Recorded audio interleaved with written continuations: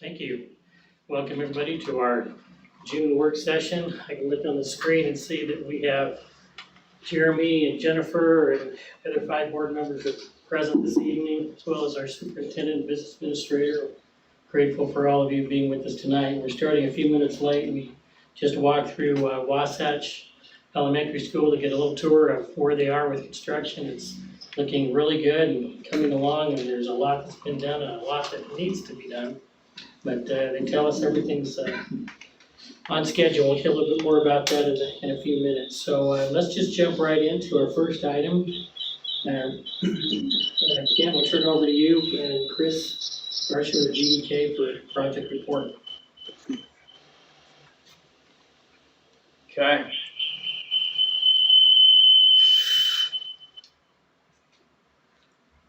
Leave my mic off, but turn my camera on, correct? Hang on 1 second, we're getting feedback really badly from someone.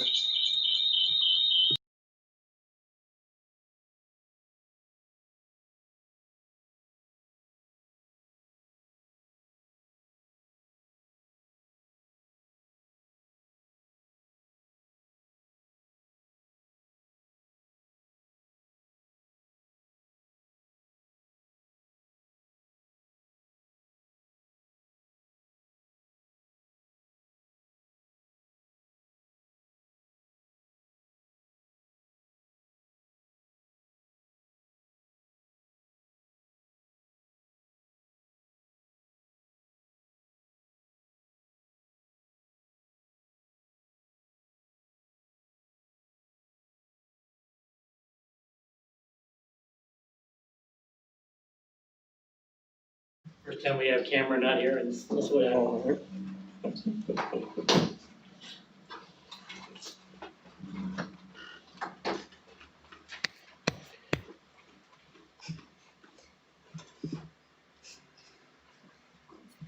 right. Good? Maybe? Jared, do you need to unplug that on the stand? What? There's a microphone on the stand, is that? That shouldn't be a problem, but we'll turn it off and see. Unplug it from the floor. Let's see if that does it though. No, we're still getting a loop somewhere. It's the X-Files version of our work session. Right? That's okay. And Ken and Chris, you're both on mute, right? Yep. That's correct. And Zane, you're on mute, and Rich, you're on mute. Nobody else in the room is watching this, right? We'll try one more thing.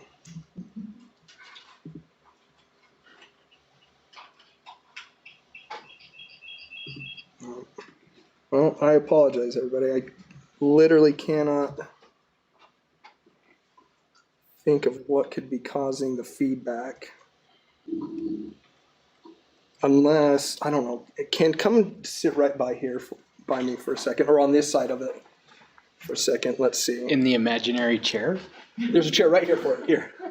Take this chair right on this side.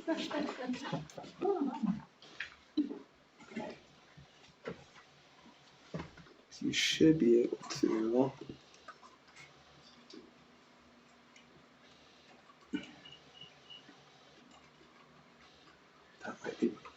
That might be what it is. Come and sit right by it. Maybe you don't.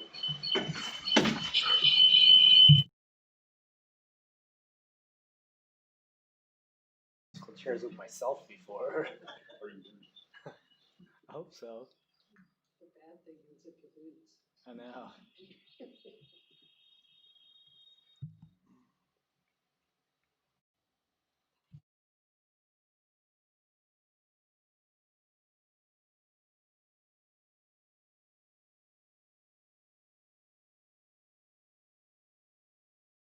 You should be.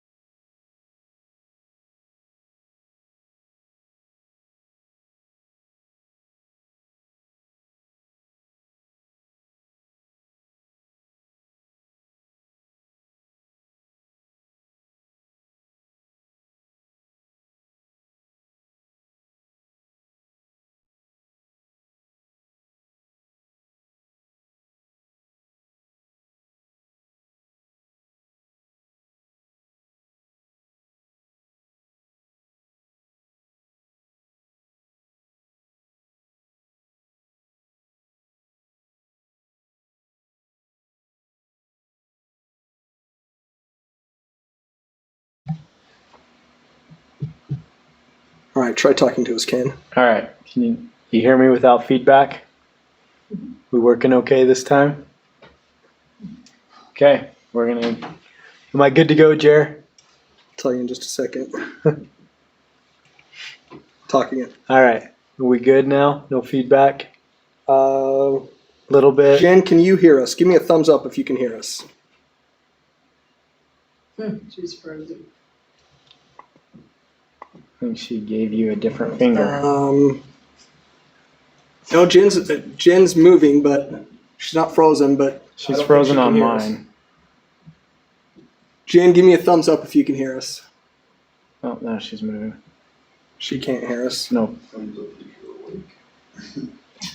Well, she should be able to hear us. Can you hear me now? Yeah, I heard you there. We might have to just go ahead and do that. All right.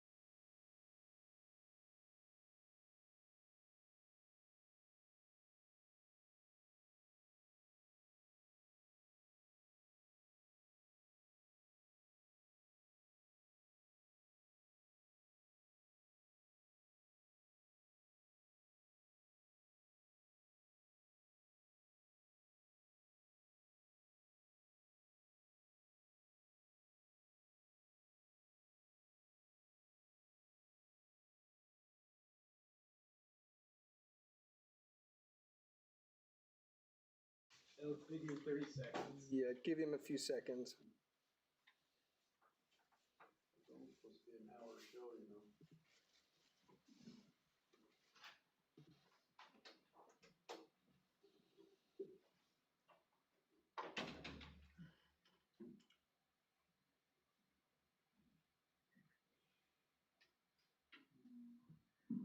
Alright, can you hear me without it giving reverberations? Alright, you want me to go ahead and start? Please. Rich, can I get a thumbs up if you want me to start? Okay, alright, here we go. Wow, that was painful. Alright, let me share my screen really quick so that I can do the Ben Lomond field report.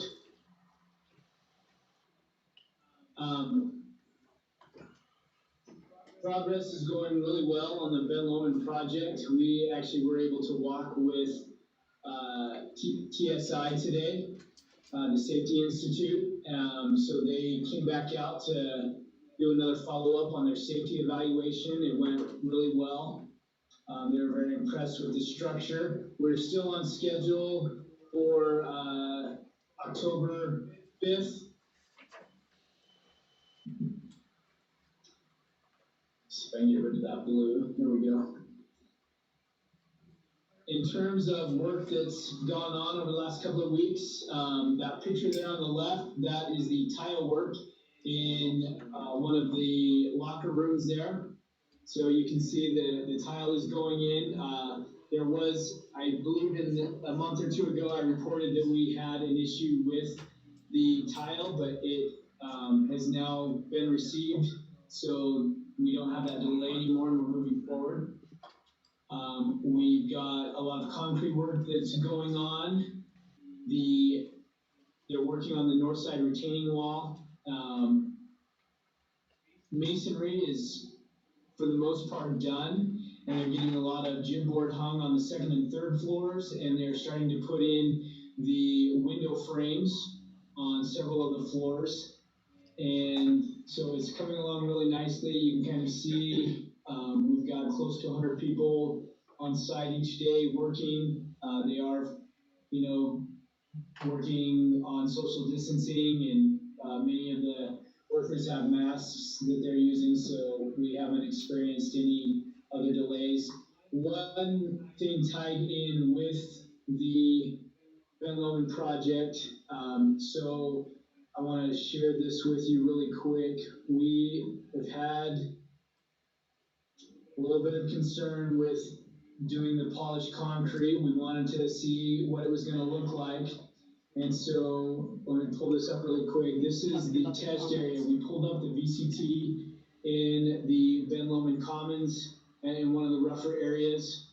And it did not look good. I tried to do some close-ups. That concrete really deteriorated in a couple of those areas. This is probably the worst. And so what we are looking to do, we had wall-to-wall out there. We may end up having to not do the polished concrete and instead do an LVT that's much more user-friendly, but we will have to put down a waterproofing material underneath that. We would still stay within that budget. We've told them that they can't exceed that, and most of the damage is done in the commons area, and so we wouldn't do the corridors. We would leave the hallways, the VCT, but we would replace the VCT that's in the commons and cafeteria, based on the results of this sample area, this mock-up that we did. So just wanted to give you that update. Okay. And I don't have anything else. We do have sod on the baseball field finally. Oh man, that was rough. That finally started showing up 2 days ago, and they have the sod on the baseball field now, on the infield and the outfield. And so they've got a lot of water on it so that it will continue to stay moist and not dry out with all of the high temperatures. And that is most of the stuff that we've got going on at Ben Lomond. Do we have any questions on the Ben Lomond project? Yeah. Hey, Ken, this is Joyce. Do you remember a few years ago in front of the west door? Right. If you do, I'm not hearing it. Oh, Rich? We're trying to establish sound. Joyce has a I question. can't hear you if you do have a question. Right. Jared, should I unmute Should I here just or should it open be the picked door? up through a speaker? He might have his speakers still turned off.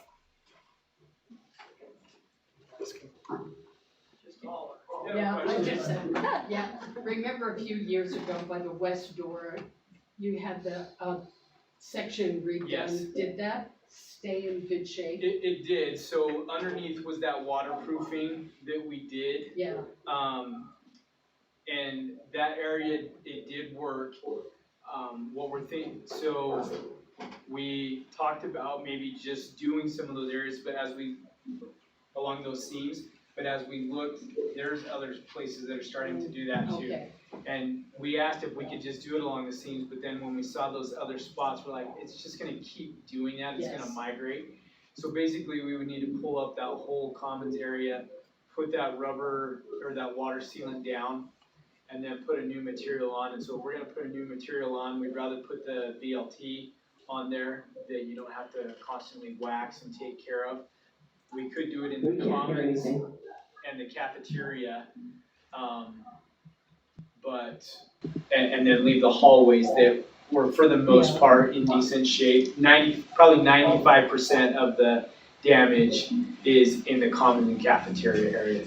So that's what we said, is we need to stay within this budget, go back, give us some numbers to try this, because this mock-up, that looks horrible, and that's not gonna work. So. How many years do you think it's taken for that to occur? So that was when it was done in 2008. So it's only been 12 years, and it was a problem within a couple of years. Just to remind everybody, the geotechnical report didn't recommend or require the need for, what's the word I'm looking for? Vapor barrier. Vapor barrier, thank you. The vapor barrier, it didn't require a vapor barrier, and so one wasn't put under the slab. Now it's pretty much standard, especially with the conditions, but at the time it wasn't, and that's why we keep dealing with this. So that's why we would put that sealant over it. So we're still working on it. It's not gonna be the polished concrete, based on that mock-up that we did. I don't think any of us would be happy with it. So we're gonna look for another alternative to still keep us within that budget. Any other questions on Ben Lomond? Okay, if not, we've got Chris that can give us our report on our bond projects, and we'll turn the time over to Chris. Before we move there, Chair, we solved the, Okay, can you hear me? Yeah. Good. Yeah, you're good. Okay, Jennifer gave me the thumbs up. Yes. I am now going to turn on the present.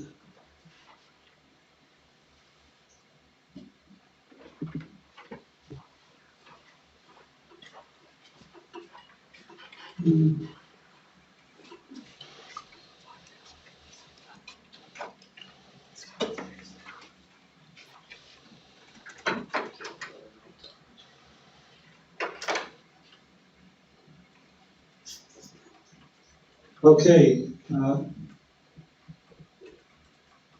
if everyone can hear me, I'll go ahead and get started. Okay, so starting, just a quick little update on the COVID-19 work practice. As we've stated before, we're conducting most of our design coordination meetings online via Zoom and GoTo and some Google Meets. All the construction meetings on site are only small groups. For the majority, everyone else is online. We do continue to have crew discussions daily, illness protocols, social distancing. We have experienced several supply chain and manpower impacts due to disruptions in manufacturing and in transportation. We continue to monitor those on a case-by-case basis, and also as an overall company try to keep those managed. Here's just a couple pictures of some on-site stuff. You might recognize the guy on the right. Wasatch Elementary, most of the board members and some of the other administration staff just attended, so I'll be very brief on this. We do have a large number of trades on site. The existing school areas 3 and 4 are nearing completion. The kitchen is nearing completion. 1 and 2, they're still working on some installation of some finishes and some materials. The new building, it has had quite a bit of the millwork put in. They're working on getting some of the finishes in. And the anticipated construction completion is July 3rd for the building. We anticipate the site should be done about July 15th, and then final completion is still scheduled for the end of July for the school to start to move in the beginning of August. Just a quick rundown for those who are online, seeing some of the construction progress, the front of the school, some of the existing interiors. Unfortunately, in turning in my report, it's hard to keep up with the progress on a day-to-day since things are changing drastically on a daily basis. Some of the carpet in the classrooms and in the main entryway leading into the gymnasium area. This is the library area. At the time it had plastic on it. Those windows are now in. The office area. So Horace Mann construction started in February. The site utilities has been something that's been nearing completion. The slabs are ongoing. Foundation walls and footings are pretty much complete this week. The slabs should be completed by the end of the month. Masonry and structural and steel is ongoing. It started towards the beginning of May and is quite a bit of work being completed right now. And the project is on slightly ahead of schedule. Completion for the building next July. Demolition of the existing school and construction playground will be through next fall. Just to give you an illustration of how fast things are moving, the picture on the left was from our board report last month. The picture on the right was from a couple weeks ago. Most of those 2 slabs you see now have structural steel on them in the last few days. Here's some pictures of the kitchen on the left and moving into the gymnasium on the right. The picture on the right is for the loading dock for the receiving area. Once again, some pictures of the masonry on the gymnasium commencing and the slabs for the classroom additions. I went ahead and snuck in a picture showing how fast some of this steel is moving. The steel on the left was erected beginning of the week. The steel on the right, as of today, looks like the steel on the left. So it's kind of hard to keep up. Quite a bit of construction progress going on at Horace Mann. A couple more pictures of the structural steel going up. Okay, Polk Elementary. This session, that's incorrect. It was actually approved last session on the board approval for the contract. Contracts have been completed. The site work and mobilization has started. It has down here the abatement and equipment salvage has started. Actually, the abatement, I believe, was tested today. Hopefully we'll have a final on the test results tomorrow, in which case the select demolition will commence, and the site and the demolition for the 50s edition will start next week as well. And so we're actually moving rather rapidly. I think big kudos go to the district staff and the school staff for getting out of the buildings as rapidly as they did, which allowed us to mobilize the asbestos contractor a few weeks early and allowing the contractor to proceed. You know, we were originally anticipating not doing some of these activities at the end of June, beginning of July, and now we're going to start them this next week. Here's a couple pictures of the drive-by that they had on May 22nd, kind of a farewell to school and farewell to the school. Quite a number of people and teachers participated in that activity. Here's some activities taking out of the first windows on the project. This was actually started on the 22nd while the parade was going on. The asbestos contractor was removing all of the windows on the 1926-27 building while he was getting work on the 50s building for the abatement. Here's some work from inside of the famous dirt dungeon, a pre-construction that was had on site with the micropile contractors and the shoring contractors, the shotcrete for the structural reinforcement that's going to be done at the elementary school. T.O. Smith, quite a bit of design meetings and coordination that occurred in May. We did just have a recent color selection and external palette meeting. The design 85% construction documents we were due today. I'm guessing that we'll probably get them tomorrow. This will be our check set for the document completion at the end of the month. During the month of July, fire marshals, health departments, city right-of-way will do reviews, and we'll finish all of the reviews and prepare that set. And then the plan is to bid those through the first 3 weeks of August, get a board approval, and start construction in September. Here's one of the new renderings for some of the exterior palette color selection. And then here's a different, more up-to-date rendering showing the different block patterns that were being proposed and maybe some additional color items, and then a different view of the same building. And then I'd be remiss if I didn't share from our Hall of Shame spotlight.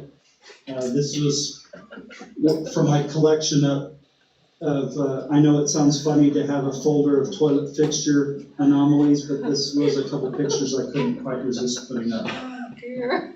So are there any comments or questions regarding the report?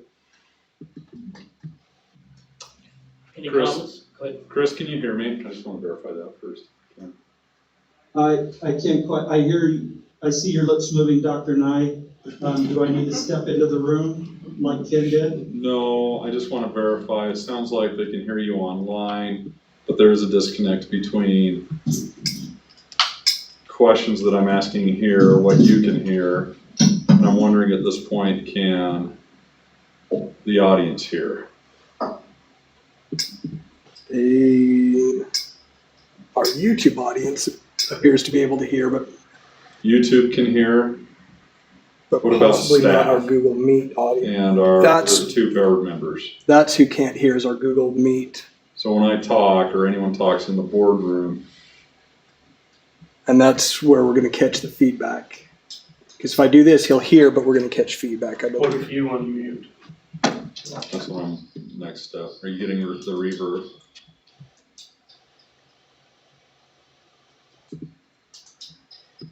Yeah. Try, oh, Jan says she can hear fine. She can hear That's fine, but interesting. you're getting a reverb? Try unmuting yourself right I there. will, yep.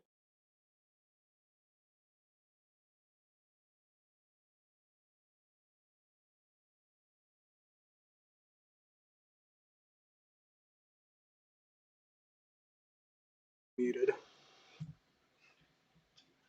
Too bad we're not doing this in the dark.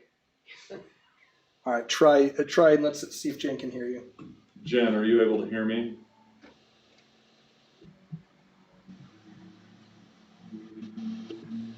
Or if Chris can hear you. Oh, Chris is right here. Sorry. It's quite the reverberation. He was just there and now he's here. All right. Now I know Jake can hear us. Now I can hear you. Okay. Any reverberation, Jen, on your side? Not right now. Oh, wonderful. Any reverb on the YouTube channel?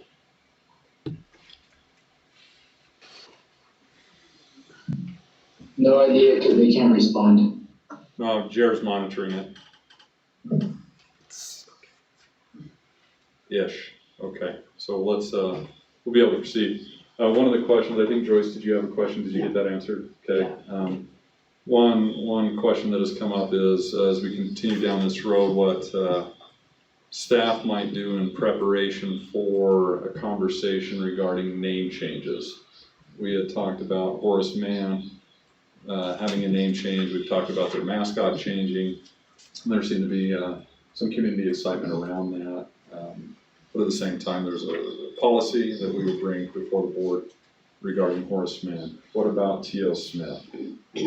Does the board want to explore, not that you have to make, we can prepare information to bring to the board, not that you're making a decision, but would you like staff to prepare something for a future board member meeting at an appropriate time? Yes, we're saying education. Okay, nothing decided. We're not deciding to change the name of T.O. Smith. We're exploring the idea of what a new name for that would be. With that being said, staff will proceed with those efforts and bring something back to the board in that regard.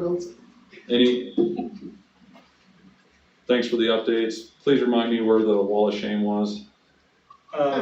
Shane's house.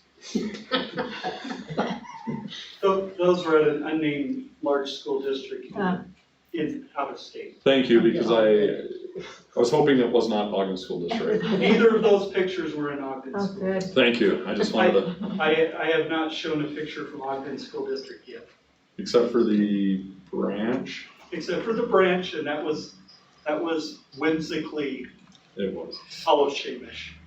For those of you that don't remember, we had a branch holding, well, serving as a truss in Wasatch at one point. That's been remedied, so.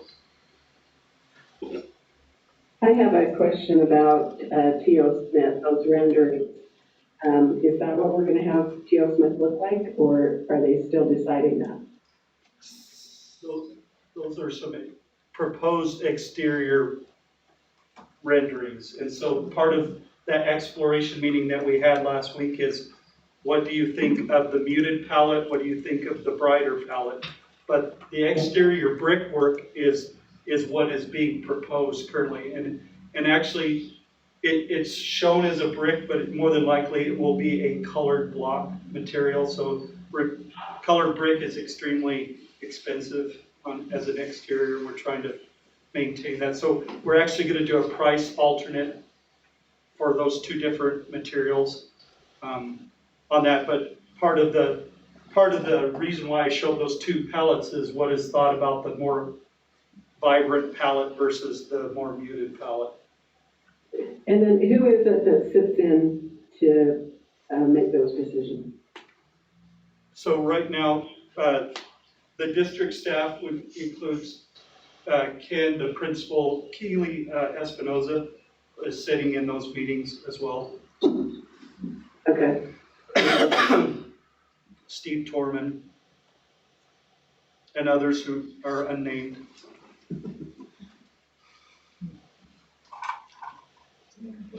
Well, we get to give our okay. Obviously, you know, if you have strong things about that, those need to be expressed. Okay. Excuse me. Typically, we kind of let the architect bring to the table the color scheme. I think Adam had a lot of pushback with what he was proposing at Wasatch, but it's turned out really nice. And so, my experience has been to let the architect have their license with it, but ultimately you do get to say. Yeah, it seemed like with New Bridge, we could kind of say, I'd be curious if there's any, I mean, you don't have to express a feeling, we'd be happy to receive any feedback you do have on how those are. So is Keely the only one from the school itself that's on this committee? Keely's the only one who sat in our color meeting yesterday, and that was kind of our first real, and that was mostly an external palette. So the colors of the brickwork, we kind of picked a set of bricks that work together in terms of accents and stuff like that. But the major question really is those metal panels. Yeah. And how much color to put on the outside versus how much not to put on the outside. So. Are there other schools in northern Utah, similar looks that we could look at? The designers did one with a similar, in terms of the brick color palette. I can get some photos from Edison Elementary that was done by NWL down in Salt Lake. It's very similar in terms of some of those. Maybe there's a little bit more red in this brick here, if you're seeing some of that, but yeah, it's a very similar type school. I mean, that's new for us. That's So that'd be nice to see what other schools look like instead of, I think that's what we're talking about. okay. I can sure Look around. and get some of those newer schools and provide some of those brick palettes. As you can see on Wasatch, we went with an exterior brick that's similar. Obviously, you can't match, and so you're going to contrast it slightly. Horace Mann is probably more similar to what you're seeing there, with some darker tones, not that lighter gray stone that you're seeing there. And there's more reds and stuff. The $1 million question with TO seems to be how much orange and what kind of orange. Yeah. Because orange is it's a vibrant color, and it's also a strong emotion color. It evokes emotions one way or the other in people. But in keeping with the mascot theme and in keeping some of those things, you know, there seems to be an overall desire, both from Keely, the staff, and the architect, to try to incorporate some orange elements without making it look like it's from 1974. Matching shag carpet. But that's right. We did ask if we could get the avocado appliances and the shag carpet squares. So it's obviously a motion period for everybody, because that's what you automatically think of when you see orange. So, but we did find some ways for the interior carpets to incorporate some orange in a very muted way that, you know, that still brings out a little bit of color, so you're not dealing with dark and gray and black on everything. So, but doing it kind of in a muted way. The question is how much? I would say emphasis on muted on the orange. I mean, one thing that's nice about TO is they are tigers, just like Ogden High. Right. And so there is that. Are you considering a change though? I mean, So the tigers aspect that sense. could, and really resonates already with some staff and some in the community. I don't know, Don, if you've heard, we've heard a few, Keely's heard a few. It says, hey, we'd really like to stay Tigers, because that really shows the pipeline, right, to Ogden High. You go to TO, you're gonna be a Tiger, right? You're gonna be a graduate of Ogden High School. So there is that.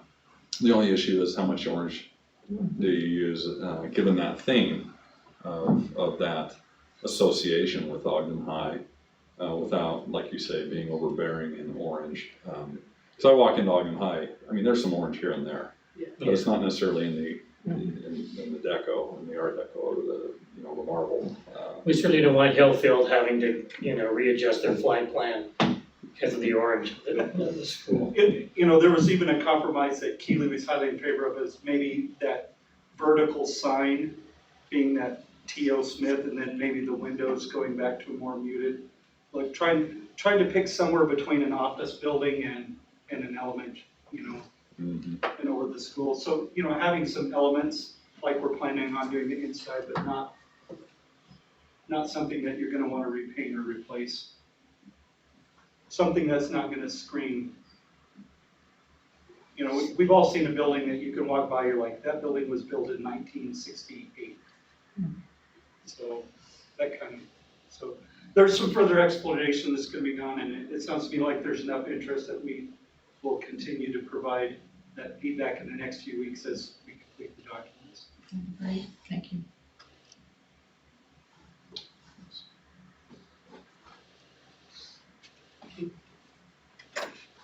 Wonderful. So let's see what's next. I think that's child nutrition. Ken, are you still helping with that? Yep.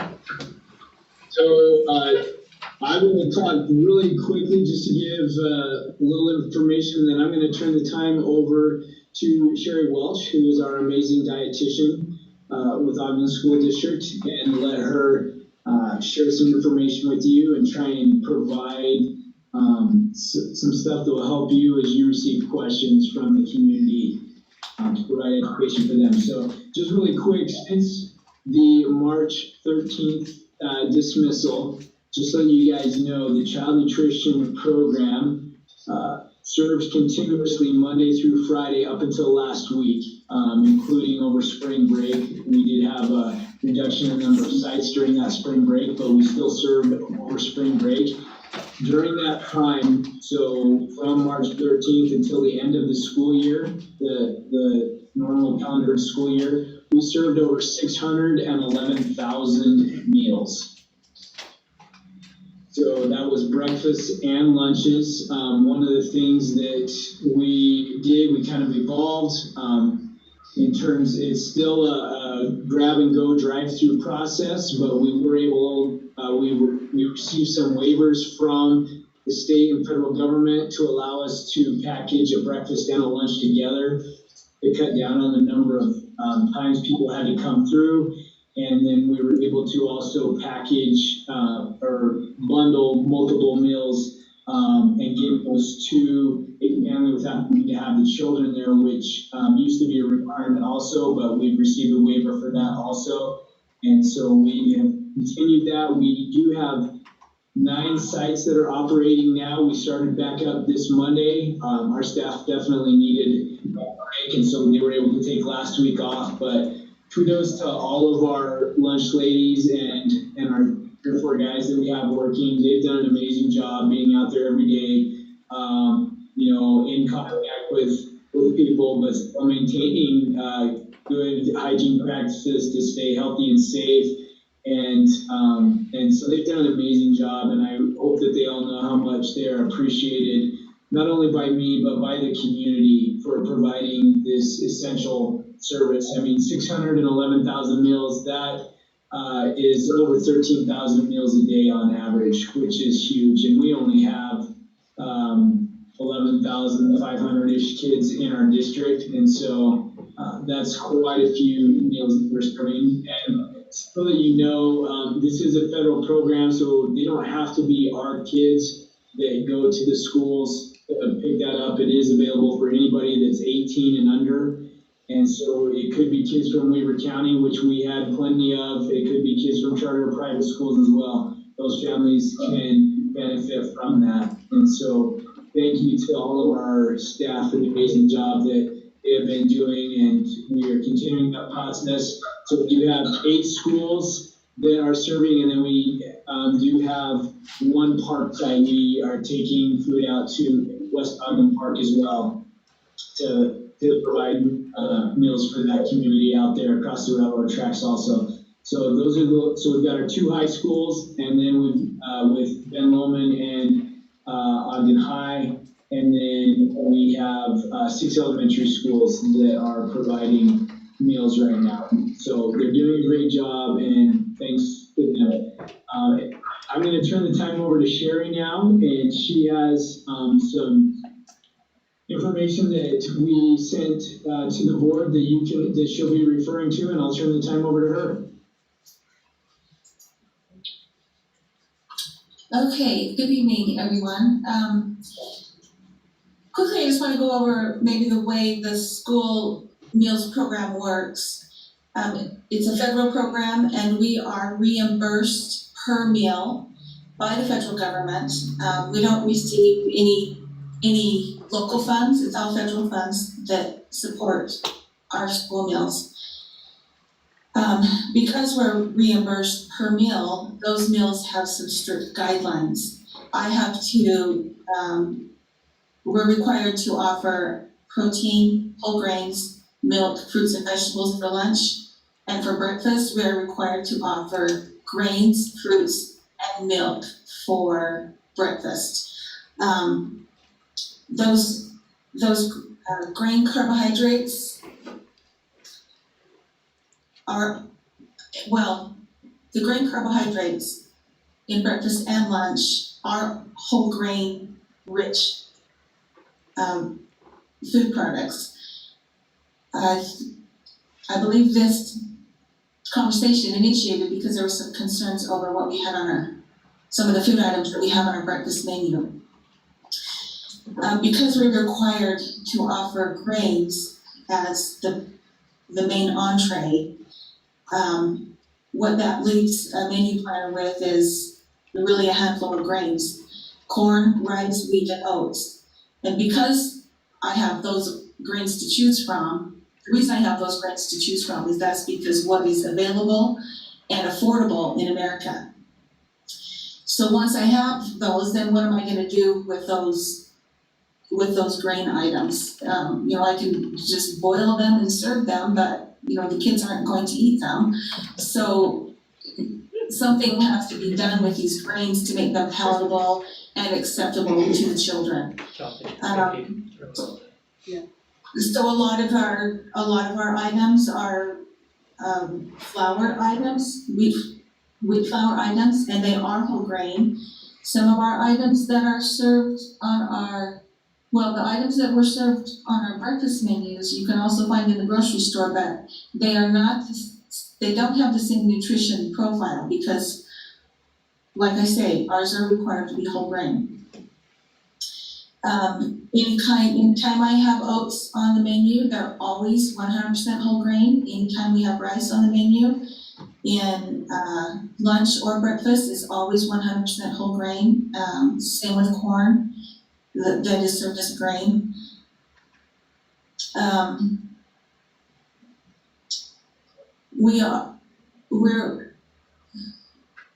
The fruit that we offer in our breakfast and lunch programs they range from canned, frozen, to fresh. We always have fresh fruit, and we always have fresh vegetables on our lunch menus. If a child goes through the line and does not have what the USDA defines as a reimbursable meal, then we cannot claim that meal for payment. So every child that goes through the line has to have at least 3 of the 5 food groups for lunch and at least 3 items on their breakfast tray in order for us to claim that for reimbursement. And they always have to have a fruit or a vegetable on their tray in order for us to claim reimbursement. Does anybody have any questions for me right now? Is that requirement the same for elementary and secondary school lunches? Yes, absolutely. That's the same requirement for elementary schools, junior high schools, across every high school, junior high school, and elementary school in the whole nation. So the National School Lunch Program feeds 30 million children every single day in a school year.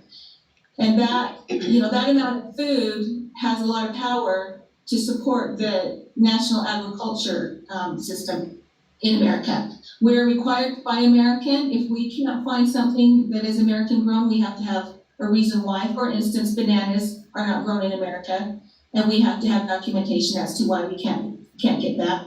So the National School Lunch Program supports American farmers. More questions? How can I help you be armed to answer questions that you get from the public? What kind of questions do you get?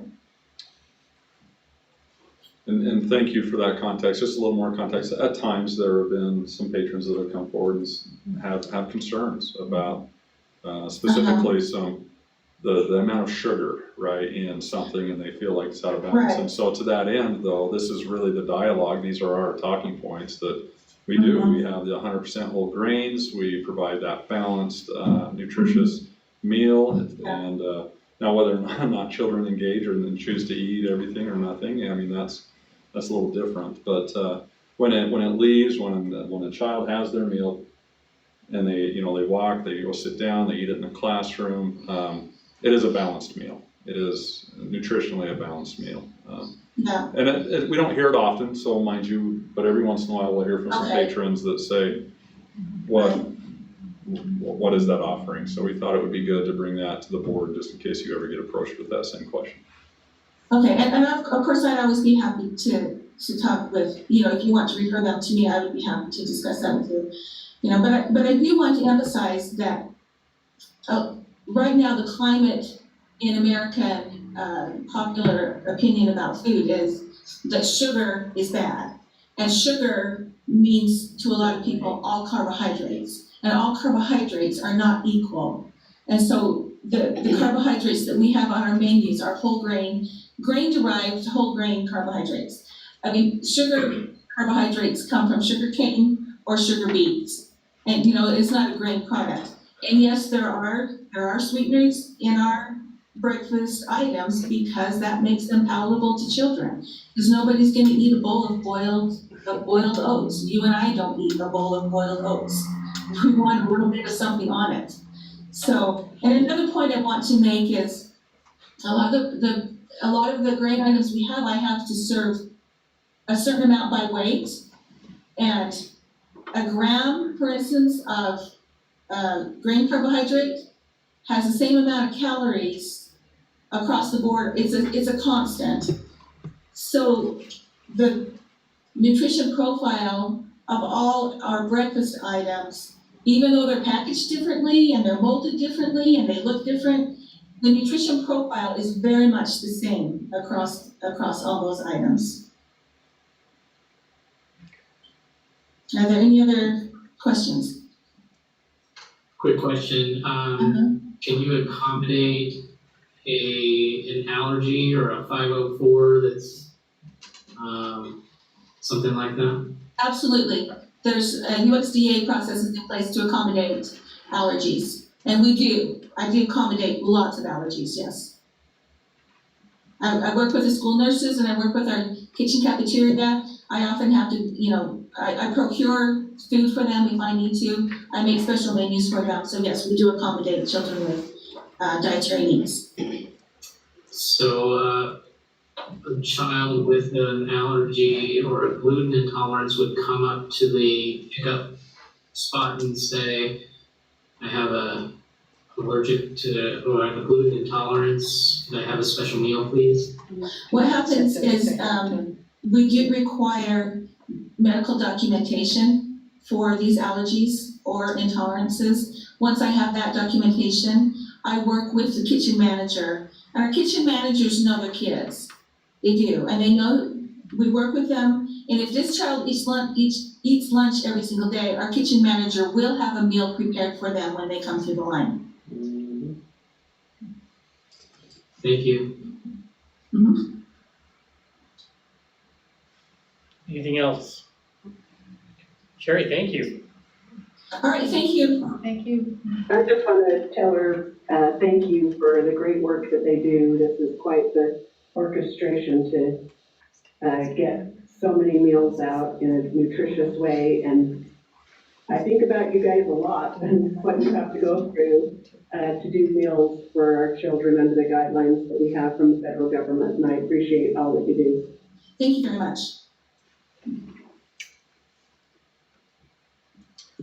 Okay. Move on to next item then.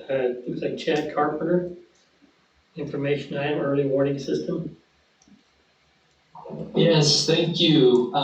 Thank you, President Belknap, Vice President Wilson, other board members, Dr. Knight. It's nice to be with you. I'm going to share my screen here.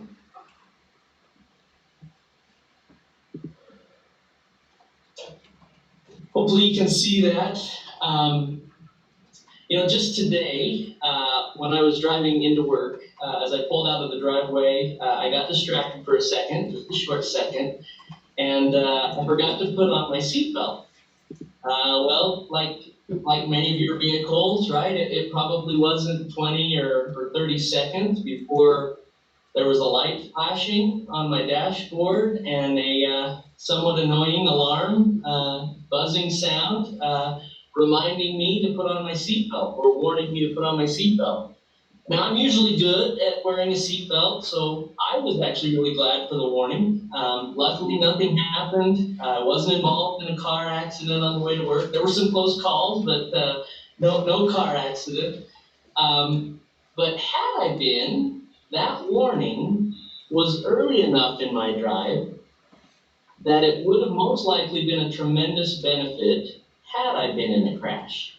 And that's really kind of what we're talking about today. We're going to discuss the Kppen School District's early warning system as it relates to students. And we'll share what it is, how it works, some specifics around some data points of it in action, and then even a couple of our next steps moving forward.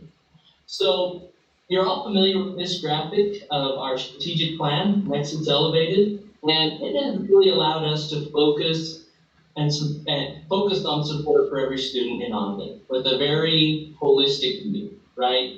With an individual focus on their academic achievement, a focus on their social-emotional well-being, as well as making teachers and other employees a central figure in our successes.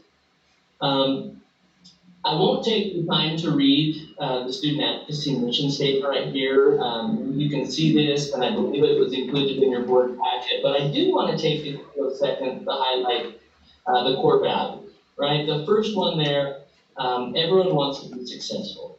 From teacher to student, from superintendent to parents, everyone wants to feel or enjoy those feelings of success in whatever they're doing. Second, behavior and associated skills, like academics, is something we all need to learn, and students are no different. Third, data is essential in all that we do, and you'll see this abundantly clear in today's discussion as it relates to each student in Ogden. Four, systems ensure sustainability, and lastly, prevention is our focus. If we can identify needs early enough and apply the appropriate intervention and support, the chances of success for each student increase dramatically. The other day, one of our amazing behavior specialists shared this thought with me, and so I captured it here. And it is, I will always support you to succeed, not wait to support after you're succeeding. And that's pretty powerful, especially when it comes to behaviors, right? And academics alike. We desperately want to see changes in how our students behave. but we can't wait to provide support and intervention until after they've made substantial growth, right? We must continue to love, support, even when our students display the greatest challenge.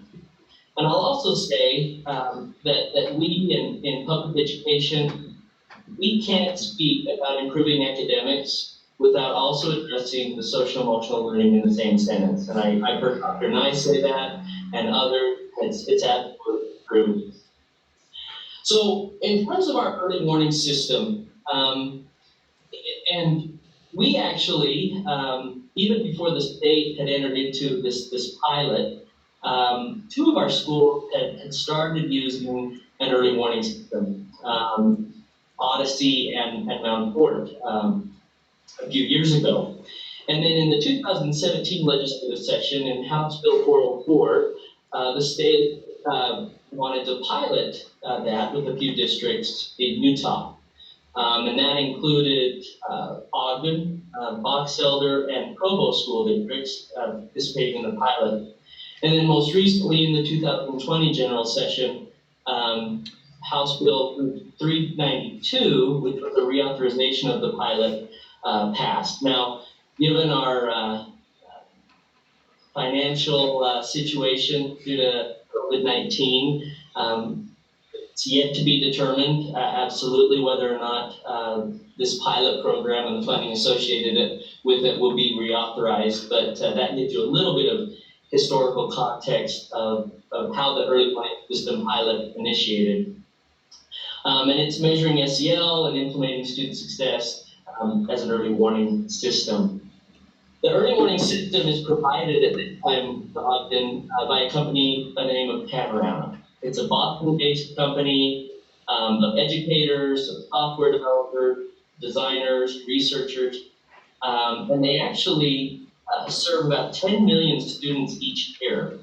They have about 900 school districts, over 11,000 schools, some large districts that you've heard of, are familiar with: Seattle, Dallas, Long Beach, Washoe County, and then, like I said, a couple of schools in Utah, with, I think, more interested. So the early warning system, there are 2 main platforms in it. There's a platform known as Student Success, and one for student surveys. And we'll touch on both of these platforms or components today. First, let me kind of walk you through the basics of how the early warning system works. So the early warning system is integrated with our existing student information system, FIRE. We have a team that works on this, and for example, Casey Bowden, our IT director, he works in collaboration with the team from Panorama to ensure there are nightly syncs of the data, so that what we see is real-time data. The data integration allows for the system to display, connect from Aspire, our FIS system, for things like grades, student attendance, cadence, and other assessment data. It also connects to our behavior management tool that some of you have heard of and are familiar with, which is known as Educator's Handbook. And so this integration allows for a pretty comprehensive dashboard, or a one-stop shop, if you will, of how each student is performing in our school. The data that is displayed is analyzed, it's monitored frequently by administrators, by counselors, by school chat teams, child assistant teams, to identify individual students in need of interventions. It also helps to see district-wide trends in things like attendance, how we're performing academically, behaviorally, and then social-emotionally. And when you log into the system, we've got screenshots here. We're not going to log into the system just because of the student data. So what you see is a screenshot of a fake school district. But when you log into the early warning system, this is what it looks like. You have various filters on the left-hand side, which allow for a broad or pretty targeted data analysis from things like gender to specific grade levels, ethnicity, disability status, etc. You then have this heat map of the entire school in the middle of the page with indicators. across those indicators of coursework, attendance, behavior, and social emotional learning. Each of which allow the administrator or educator to drill down even more into that student. And at the bottom of the page, you see each student in what is known as the student level roster view. In addition to the heat map view, this gives, which gets that high level, there are other tools which allow for the easy identification of trends up and down. So I know it's probably hard to see on your screen, but if you look closely, you can see that there are little boxes a couple of times within the student roster view with arrows either pointing up or arrows pointing down. That's an additional indicator of when a student is making some positive progress or trending in a positive direction, or if they're digressing in a specific area. So if you will, that's an additional red flag that educators have at their fingertips. As you know, I mentioned Nexus Elevated earlier, and one key feature of that has been a focus on attendance. This early warning system has allowed administrators and teams to have quick access to identify students with attendance issues. This allows us not only to identify when absences occur, but the reason, trends, and even class-by-class attendance, including when a student's tardy, when they have missed period, but not necessarily the entire day, and when they've missed the entire day. So it's, once again, that idea of that dashboard, one-stop shop that has really opened up a lot of discussion. Some of the additional helpful features of this system is our ability to collect and house the data into one place, to display the data in a very easy to read format, to use the data to intervene and support appropriately. And when I say appropriately, really with what that student needs. And then 4, monitor the progress of students and the applied interventions and support. Now, in the system, educators can select from our predetermined and pre-entered interventions and supports as necessary for specific skill or targeting, and you can see that on the left-hand side that's represented there. Those interventions are then monitored for a specific time duration. In addition, the system allows for this information to be tracked student by student, as well as even the formation of groups. And as an administrator and educator, they can create these groups with some defined characteristics, and that allows for additional ways to progress monitor, to see if the intervention is having the desired impact, and course correct if necessary. And by the groups, you can also see, so on the screen, you can see that share by email, right? And you have the ability to share those groups with other team members, which has provided an added level of collaboration and increases the amount of support that can be applied to help students. So what I just went through quickly was the student success piece of the early warning system.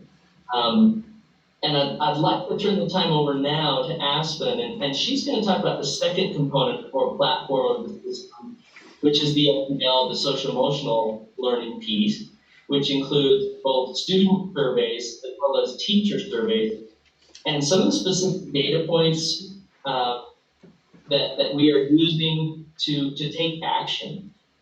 So with that, Hey, Chad? Question, Chad? Yes. Before you move on to Aspen, so who maintains this system? So it's an online platform. Panorama is the name of the company, and we work in collaboration with them. And so we house the data, but through that sync, so to our IT department, we are syncing and sharing data with them. They are, in essence, uploading and displaying the data. They're also helping us with the interpretation of some of the data with their researchers. They help us, as you'll see, as we move into the SDL piece. They help with the the surveys and the right questions to ask, what that interpretation means. And so they kind of collect all of that information and then display it visually for us and then help us interpret that as we move forward. So we share the data, they maintain it in an online space. Thank you. Yep. Any other questions before we move into the SEL piece with Aspen? Okay, perfect. Check. So Ogden School District, as Chad mentioned, we're in our third year of pulling the SEL data from our students and teachers. The first year, we were only piloting with one of our junior highs and our elementary schools, and last year was our first year of district-wide data, and then this past year was our second year of doing that. So we pull in two different areas. So we pull student SEL competencies, which is that emotional regulation, social awareness, grit, and self-efficacy. These are student level surveys, 3rd through 12th grade, that ask students about their perception of their ability to be able to do these things 3 times a year. We also ask questions to student perception 3rd through 12th grade in sense of belonging and school safety, and that's again 3 times a year. And then we ask for teachers' perceptions of their students that they have in their classes, K-12, 2 times a year in those areas that you can see there: emotional regulation, social awareness, grit, self-efficacy, self-management, and classroom effort. Okay. So this is just a sample of kind of what one of those surveys look like. The surveys are in English and Spanish for our students, depending on which level they'll better be able to access. Also, teachers have lesson plans that come out ahead of time to prep the students for these surveys, so that if there's any type of verbiage in there that they might not understand or questions that they might struggle with, it explains the why behind it and then helps them access that to where if they're asking these questions, it is an accurate perception of what happens. Usually each portion of the survey is about 5 questions to help measure that. These are nationally normed questions, which means that they weren't created specific for Ogden School District, which is nice because then we can compare, and you'll see this a little bit later in the presentation, compared to districts around the nation as far as where we score on those competencies. So this is an example of what that looks like. So in our district, like I said, we pull school safety versus and sense of belonging data. One of the beautiful things about this SEL type survey is that we no longer have to guess what our students are feeling or try to problem solve about our perception. We get to problem solve our students' perception. And so when we first administered this, my perception was that we would have students struggling with school safety, right? Because I work in that behavior realm. I had no idea that sense of belonging was actually a place that we needed to focus. So as our data came out and we started looking at what students were telling us, actually they felt really safe at school. And we, compared to the nation, we were doing really well, especially for our students or our schools that are in that high free and reduced lunch category, whereas their sense of belonging was significantly below the national average. And so had we problem solved around what we thought was occurring versus what were telling us were occurring, we would have missed the mark on kind of what our system needed to be planned around. So that's one data piece that we pulled. The next piece is teacher versus student perception. So the first year we only took student perception data, and then we added the teacher perception data. And you can see here this is sense of belonging data for our teachers and students. So actually this data is the teacher's sense of belonging piece. And you can see we just did a small cohort of our teachers that came back at 71% of them felt a sense of belonging in their job, which again, I was predicting it was going to be significantly lower than that. And so we would have problem solved around the wrong thing for our teacher.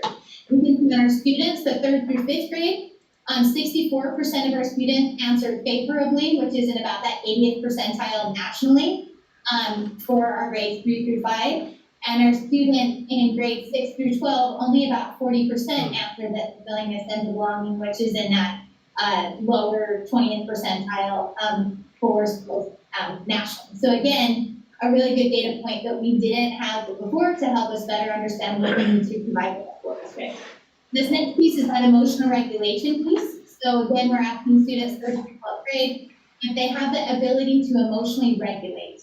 So only 46% of our students 3 through 5 said that they thought they had the ability to emotionally regulate, and 43% of our students in 6th through 12th grade thought that they had that ability. Whereas when we asked our staff about the same students, said they came back with that 74% of our students have the ability to emotionally regulate, which is a pretty large discrepancy between student perception and teacher perception, which gave some insight into the idea of no wonder a teacher's feeling frustrated because when we think a student should be able to do it and we don't know that the student doesn't actually know how to do it, that causes some frustration on that can do versus won't do. So a teacher may be perceiving that as a student won't do this, they won't emotionally regulate, and the student's telling us that they cannot emotionally regulate, which is a whole different type of root cause and way that we have to be able to do that. Also this data, or be able to address that.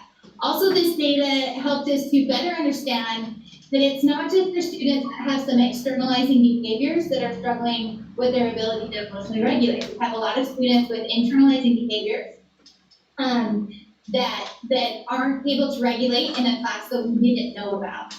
And so that's really where this early warning and being able to almost have equity in service is coming into play. So this is just a screenshot of our male versus our female pieces. So the top section of that is our females reported, so they're self-reporting on their ability to cross these areas. So emotional regulation, grit, self-efficacy, and sense of belonging. The females in our district are telling us that they have less skills than our males are telling us that they have in our district. So other than in that social awareness category, meaning that they are perceiving themselves as struggling across those areas much more readily than our males are. Whereas our teachers, which is that bottom piece, very much see the females as having stronger skills than our males inside our classrooms, which again, looking at this data and helping us to better understand, we very well may be underserving our female population with their needs for social emotional because it's not as externalizing as it is internalizing. So this was really good data for us to look at and say, how do we provide service to all students that need it without them actually having to have a externalizing behavior issue to be noticed and seen in that need. And you can see on the right, that's just educators handbook data there. That top portion, so of our externalizing office referred incidents, 72% of those are attached to our male population and only 32% is female population. Again, would show that that this pre-data, this SEL data is really important to serve populations that need it. And then this is another data piece, and again, this is all correlative right now. So this is us taking data, being able, trying to analyze it and kind of figure out what this all means. As we started pulling some of our SEL data in accordance with our obedience data or early reading indicator or benchmark screener for our elementary schools, it became really apparent that students that were blue and green, or so in that the higher categories of that Acadians data point, also had significantly higher SEL skills. You can see that on the left. So these were students that I disaggregated the data by, they were proficient in their reading. Only about 20% of them said that they were struggling or self-perceived as struggling with their SEL skills. If you look on the right, these are students that are in that at-risk, that red category, for occasions, and you can see that 53% of them are also struggling with SEL. And the interesting piece of this is that the SEL has a much higher correlation in our schools with Acadians than, or with proficiency on Acadians than our attendance does. And so it's a really good indicator for us to better be able to understand what students might end up struggling with academics based on their SEL pieces. So this is kind of how we use this. Every school has a chat, that child assistance team that moves on a weekly basis. They utilize this to be able to sort for students that as data is indicating that they might be starting to struggle. So we sort using attendance, behavior, and SEL to be able to identify students that need either a support or an intervention. Talk about four to six students per week, and provide systematic support and intervention to students through that process. So these are, and I'm not going to take the time to read these, but these are in there. These are just some examples of how those interventions that were chosen for the students and systematically applied were incredibly beneficial, and not only for the student, but for the teacher. So we think that giving that teacher a skill set to be able to help that student be more successful in their class was really beneficial for, like I said, both the student and the teacher. Chad, I think the next one is, and that's one of our elementary schools. So you can see that this kindergarten student really struggling, went from 15 plus behavior incidents per month to with this systematic understanding of what the data suggests and then intervention. So this past year, we had 990 students that received documented behavior intervention. So intervention is something that is tracked week over week, meaning that usually students are in intervention for at least 6 weeks, that minimum time for receiving intervention. So it's not just a change of a desk or a phone call home, those are supports. So we had 990 students that had actual ongoing data or research-based, data-driven intervention in our schools. We had 4,925 students that received documented support due to what's happening in that chat process. And then from March 15th to May 10th, which is where we had our school closure, we had 9,000, or soft closure, we had 9,630 documented support notes distributed by that time that students were. Aspen, on that 4,925, is that individual students, not maybe repeat? Yeah, so those are individual students, and same with the behavior intervention. So a student very well could have had 3 interventions, and that would not be shown in this number because that's just each student, right? So the number of interventions and supports provided is significantly higher than this because students likely have multiple interventions or supports each. Yeah. Thank you. Yep. So, and then this is kind of what we're looking for, or what we implemented during school dismissal and then over summer. So because of our strong systems and because of this data collection format, we were able to continue chat in a virtual space, meaning that we knew as students were being educated in their homes rather than in our schools, the likelihood of them needing some SEL support only increased rather than decreased during that time. And so we definitely had to almost up our systems to be able to provide the right amount of support for our students. So we continued chat, we continued interviewing for identified students. So we actually upped the number of students receiving intervention and got through all of the data that we had that indicated that a student might have a need, and then matched them to the interventions that we had available to ensure that they would be included. We completed a significant amount of home visits, obviously COVID-19 appropriate, but a significant amount of those home visits. We also engaged in some strategic planning for back to school plans, meaning that we pulled some student data and asked them what they would like to have happen for a smoother transition as we hopefully head back into schools this next school year. And then what we have going on right now is 40 to 90 students per school are identified for summer support.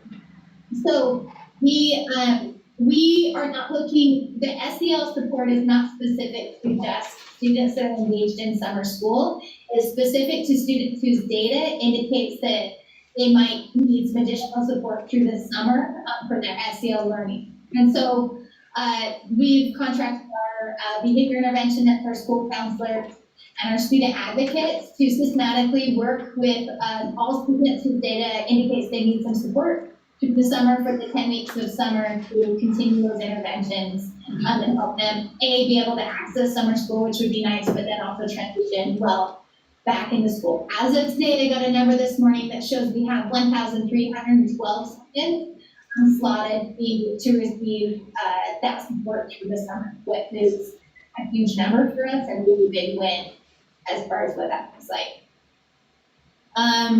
Should I go to the next slide, Lindsay? Oh. Cool. Yeah. I want to add one more piece. So the other thing we were able to do is provide some student wellness survey. Is that on here, Chad? It's not. Okay. I just want to speak to that really fast. So because of this system that we have in place, we were quickly able to provide 3 different student well-being surveys during our school closure period, which asked students about their emotional well-being as they were learning from home. It was different than that graphic on the right, or that screenshot, does kind of represent the needs with distance learning, some of the questions we asked in this well. So, and you can see there, so we asked if what they needed to learn with their distance learning, what tools they needed, what they wanted to return to school, and then if they were experiencing positive or negative feelings.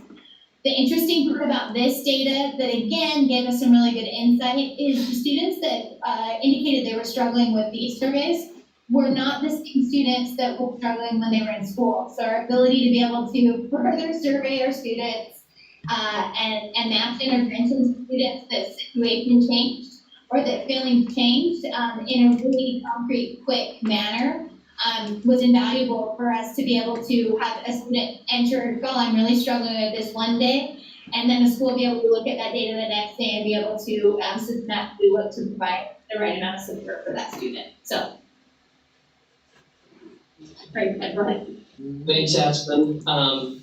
So the great thing about our early warning system and this partnership with Panorama, and they've been tremendous partners through this, is that it continues to get better each week, literally each week. Myself, Adam McMickle, and Aspen, we actually have a call with the team from Panorama on a weekly basis to discuss the early warning system. So we discuss things like what's working, what can be enhanced, what are our next steps, new features, how we might share and build capacity of our educators. So it's really been a fantastic partnership and a tremendous addition to our tool belt basically in Ogden School District. In fact, most recently, because of our success with the warning system, our statewide recognition for leading out in these efforts, we were asked to participate in a design partner program with Panorama. So to explore some enhancements around college career readiness. So this next phase of college career readiness, this enhancement to the early warning system will be a tremendous benefit to secondary administrators and secondary school counselors when working with students who are off track, who are at risk of not graduating, right? So we're only about 2 months into this design partnership program, but it's exciting. For example, today, Lulu Rasmussen and Heather Gerard were able to join us for a quick call to talk about some of the efforts they had put in place at Ogden High regarding how they're tracking and monitoring students who are at risk. And so being able to pick their brain and inform the discussion is really powerful, and really I think it's a testament to this team in the progress we're making, the example we're setting, and the effort, the focused effort on the right things. So it's exciting. The last thing I want to share, and we'll see if it works, is Panorama did a spotlight on Ogden a year ago. This video project, it's actually been shared across the state. It's been shared nationally. In fact, we've had multiple opportunities to share what we are doing in Ogden, in a couple of national webinars that were well attended. In fact, the feedback was they were the most well attended of the webinars when we participated. So we're going to see if this video works. I'll watch and see if the sound comes through. If I get the it's not working sign, we will scrap it, and I can certainly share it out to board members individually. But we'll give it a shot, see if it works. So let's see.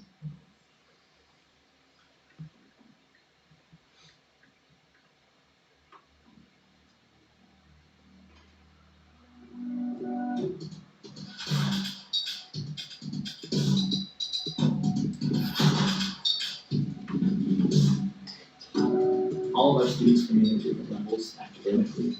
All of our students have struggles that might be different from one to another. And being able to have common language, common system, really is where you start to see students progress. I know that the quicker we intervene and the quicker we change the trajectory for a student, the better their life outcomes are.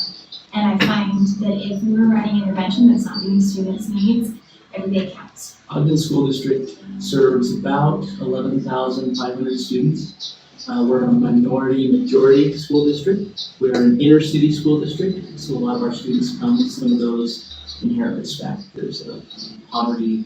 And our teachers are uniquely equipped, I think, to help.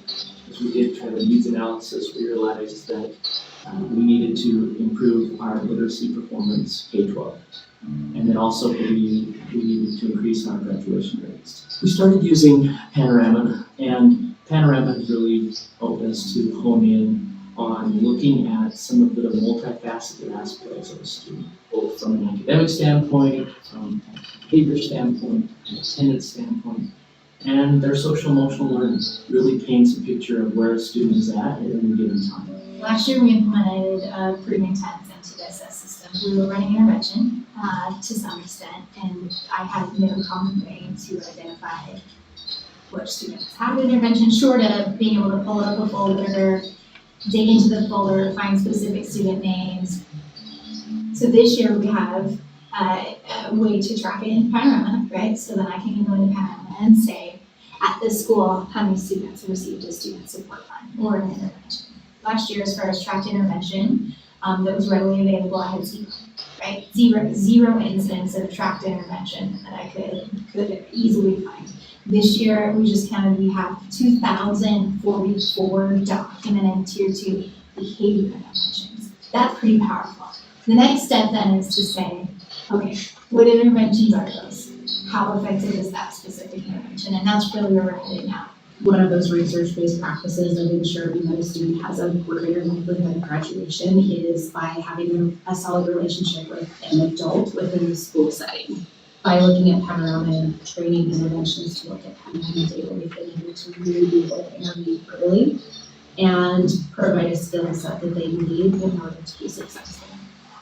For us at Newbridge, we're trying to break a cycle. We've got this intergenerational poverty, intergenerational dropout. No one person can do the work alone. And I think that's one of the beautiful things about the Panorama data and that idea that this is it's a team approach, because you cannot have a system with one person. It's really beautiful, actually. So just pulling up a student profile on Panorama and having everything there really in one glance. And then I can drill down into specific areas as needed. I want for what we say is true to actually be true, that every student can access education. I love this work, right? I believe in this work hugely. I think Panorama helps us provide a concrete place to house parts of that system, right? So an ability for everyone across the district to link some data, and an ability to then share data will create an impact that doesn't just happen this year or the next year, but is long lasting. We have the potential to impact students for good at all levels. And as you do that systematically, it doesn't matter if a student leaves one school and transfers to another within our system. We're able to really rallying around and support that student, which is what it's all about. The last couple of years, we've made tremendous academic gains and are a leader in the state in terms of growth. We have a long way to go, but our growth trend is moving upward drastically.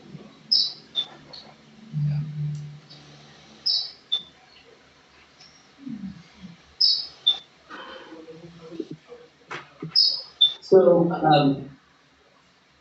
in conclusion, there we go. Well, in conclusion, I wanted to share something Dr. and I said a couple of months ago. I feel it's worthy of repeating. We said, never before in the history of Ogden School District have we known better than we know now where each child is in relationship to their academic and social emotional learning needs. And Panorama has been a tremendous asset. The expertise of individuals like Aspen and her team, Adam McMickle, the support from Dr. and I, it's been a tremendous effort, and it's something that is going to continue to drastically change the way we look at students.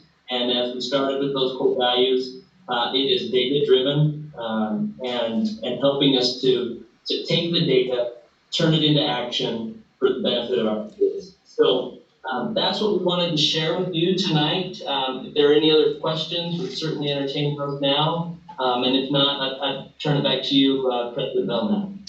Thank you. Any comments from any board members? Well done, thank you.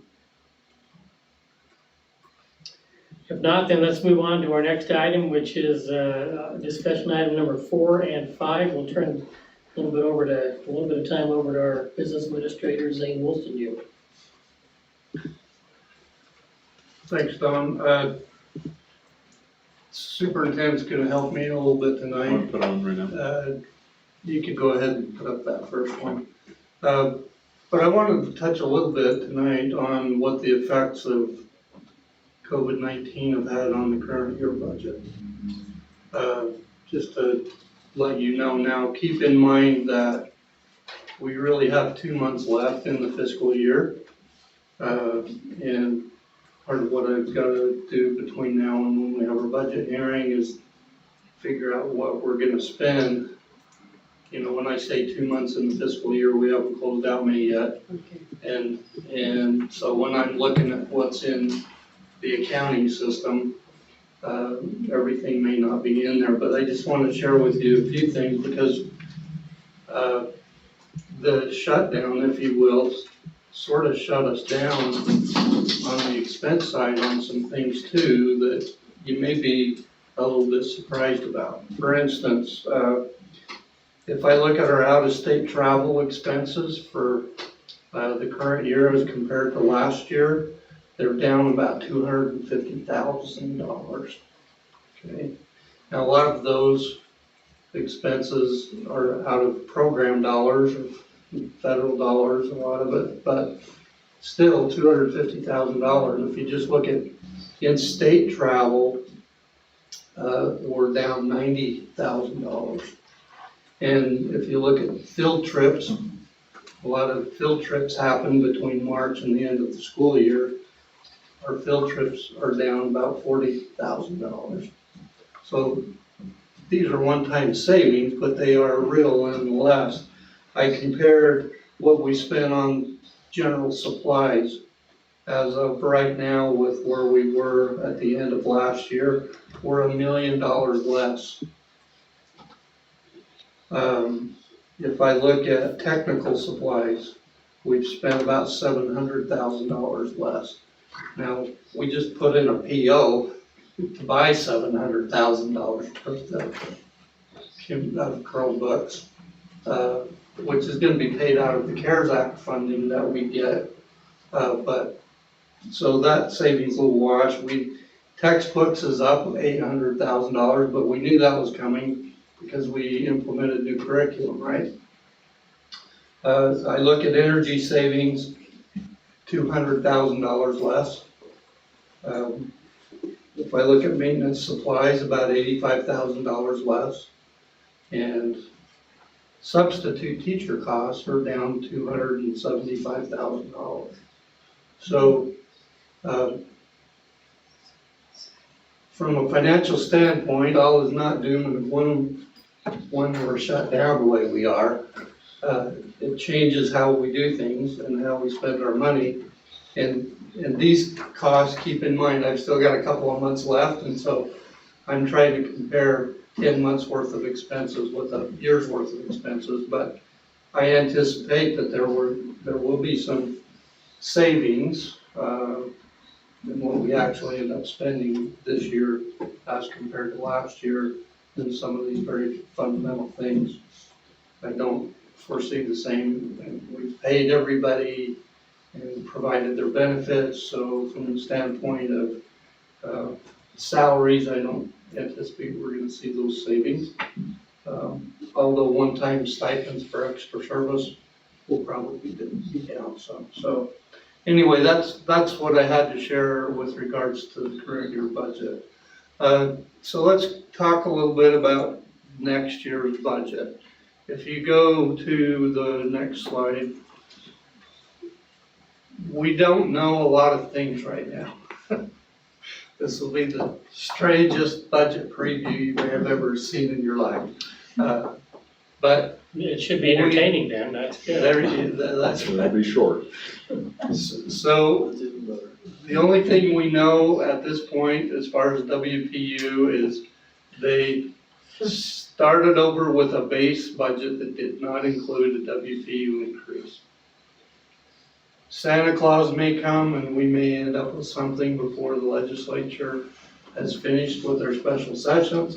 But at this point, we aren't anticipating an increase in the WPU. So the value stays the same. Just a reminder, 180 days of enrollment equals 1 day, 1 WPU. Now, this year it's going to be different.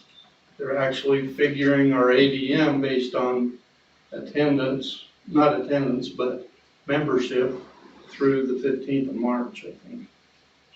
And then,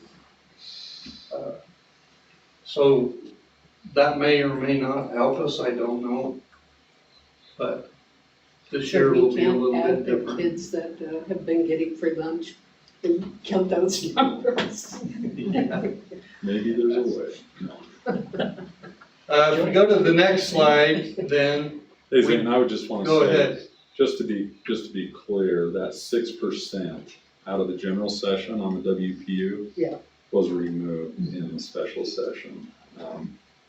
Right. Post COVID-19 announcement. So it really is starting at zero. So anything in terms of what was decided on in the general session in terms of public ed allocations has been taken off the table. Per more discussion. Right. What we do know is our membership was down again, so it's not down as much as it was last year. Last year we dropped about 177 WPU, so this year, based on the preliminary estimate, we're going to be down about 95. So maybe to the extent that we only lost 95 as opposed to 177, some of what Jared's been doing has been helping. It's hard to say, but we aren't having as big of a decrease as what we had the year before, it looks like. That 95, when you multiply it by the value of the WPU, is still adds up to about $335,000 less. We are in our budgeting taking into account some of that by not hiring as many teachers back to deal with attrition of the, we're doing that through attrition, just not hiring back as many people. You go to the next slide. So these are major considerations that we've got to try to anticipate for the coming year. We do know that there are COVID-19 impacts to the budget that are yet to be determined. We've been asked to, well, not we, but the legislature asked the state board USBA, legislative fiscal analyst, to recommend some scenarios. If they cut the minimum school program by 2%, what would you cut? If you cut it by 5%, what would you cut? If you cut it by 10%, what would you cut? Now, based on the information that the state board presented to the LFA, went through those line items, and keep in mind there are a lot of line items in the minimum school program. We don't participate in all of those things. And everyone participates disproportionately in those programs. So if you look at the 2, 5, 10% scenario that the state board presented to the LFA, we figured, correct me, Superintendent, but under the 2% scenario, we would lose about 1.6% of our minimum school program funding. I think that was a little lower, actually, 1.3%. What it was, and then the 5% was a 4.54%, based on what Zane just said, right? And the 10% was like 6%. Yeah. Almost so. So not all the things that they were recommended to be cut are things that we get money for in the first place. So, go ahead. Sorry, I didn't mean to cut you off. No. But that is very, very fluid, right? So in terms of what the state board has recommended to the Public Education Appropriations Subcommittee, they then have had the debate on 2 separate occasions to discuss as a legislative committee the recommendations taken by the State Board of Education, Utah School Boards Association, and the legislative fiscal analysts, and had a discussion, and they'll make that recommendation to the Executive Appropriations Committee, who will then further debate it before going to a general session. So while we're looking at, as Zane said, if a 2% really for us is about 1.3%, that's still very fluid, right? If they decide on a 2, 5, or 10% reduction to base. Right. And depending on what they do, it could affect certain programs fairly dramatically. Okay, so we'll be monitoring that. We still have curriculum purchases that we have to account for that we committed to in the last couple of years. We do plan to issue another $30 million in bond proceeds this fall.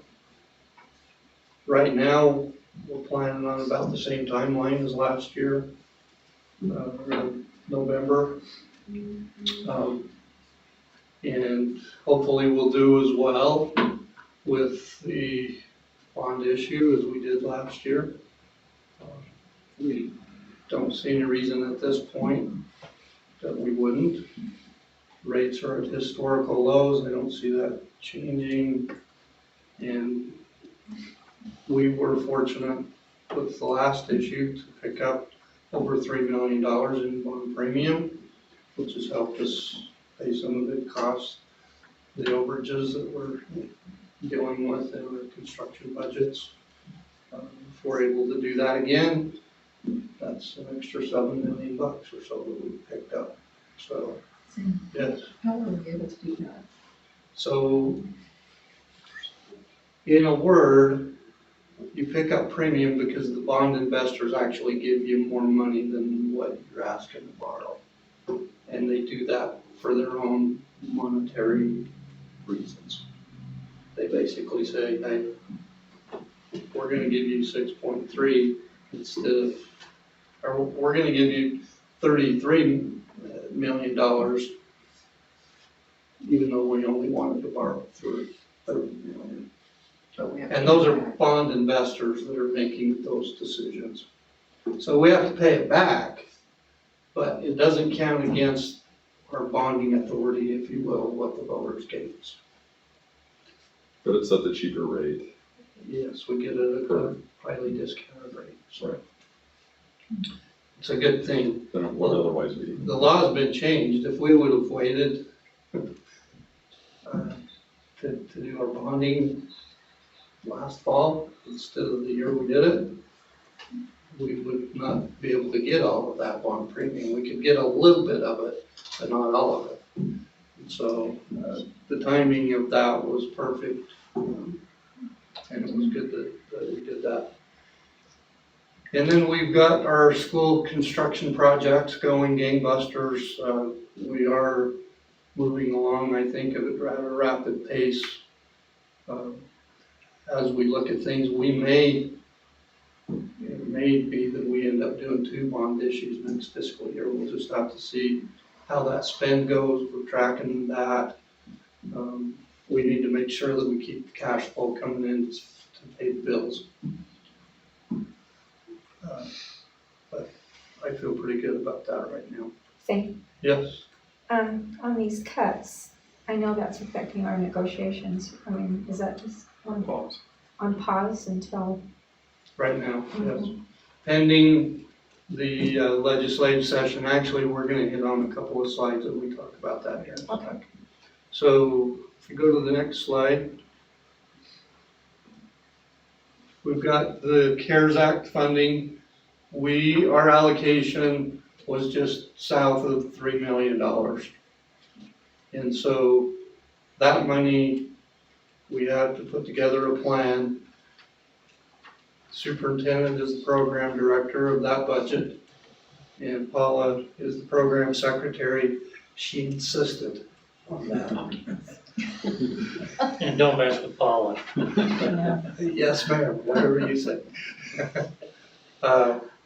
But most of that money is going to remediate student achievement gaps for the current year, summer school, among other things. We approved a $700,000 Chromebook purchase that will come out of that. And we're using this money to help provide personal protective equipment for students and staff. Superintendent, do you want to elaborate more on the overall plan? That's a 30,000 foot look at how we're doing that. We're in process of making application. We have to go onto the state grant system and put together a plan which they approve, and a budget which they approve, and then we submit for reimbursement of our expenditures. We have through September of next year to spend the money. And then we'll have probably until November of next year to claim the money against those expenditures. PPE, which stands for Personal protective equipment. I think that's For example, masks, hand sanitizer, sanitation, plexiglass for the secretary, that type of thing. Sanitation.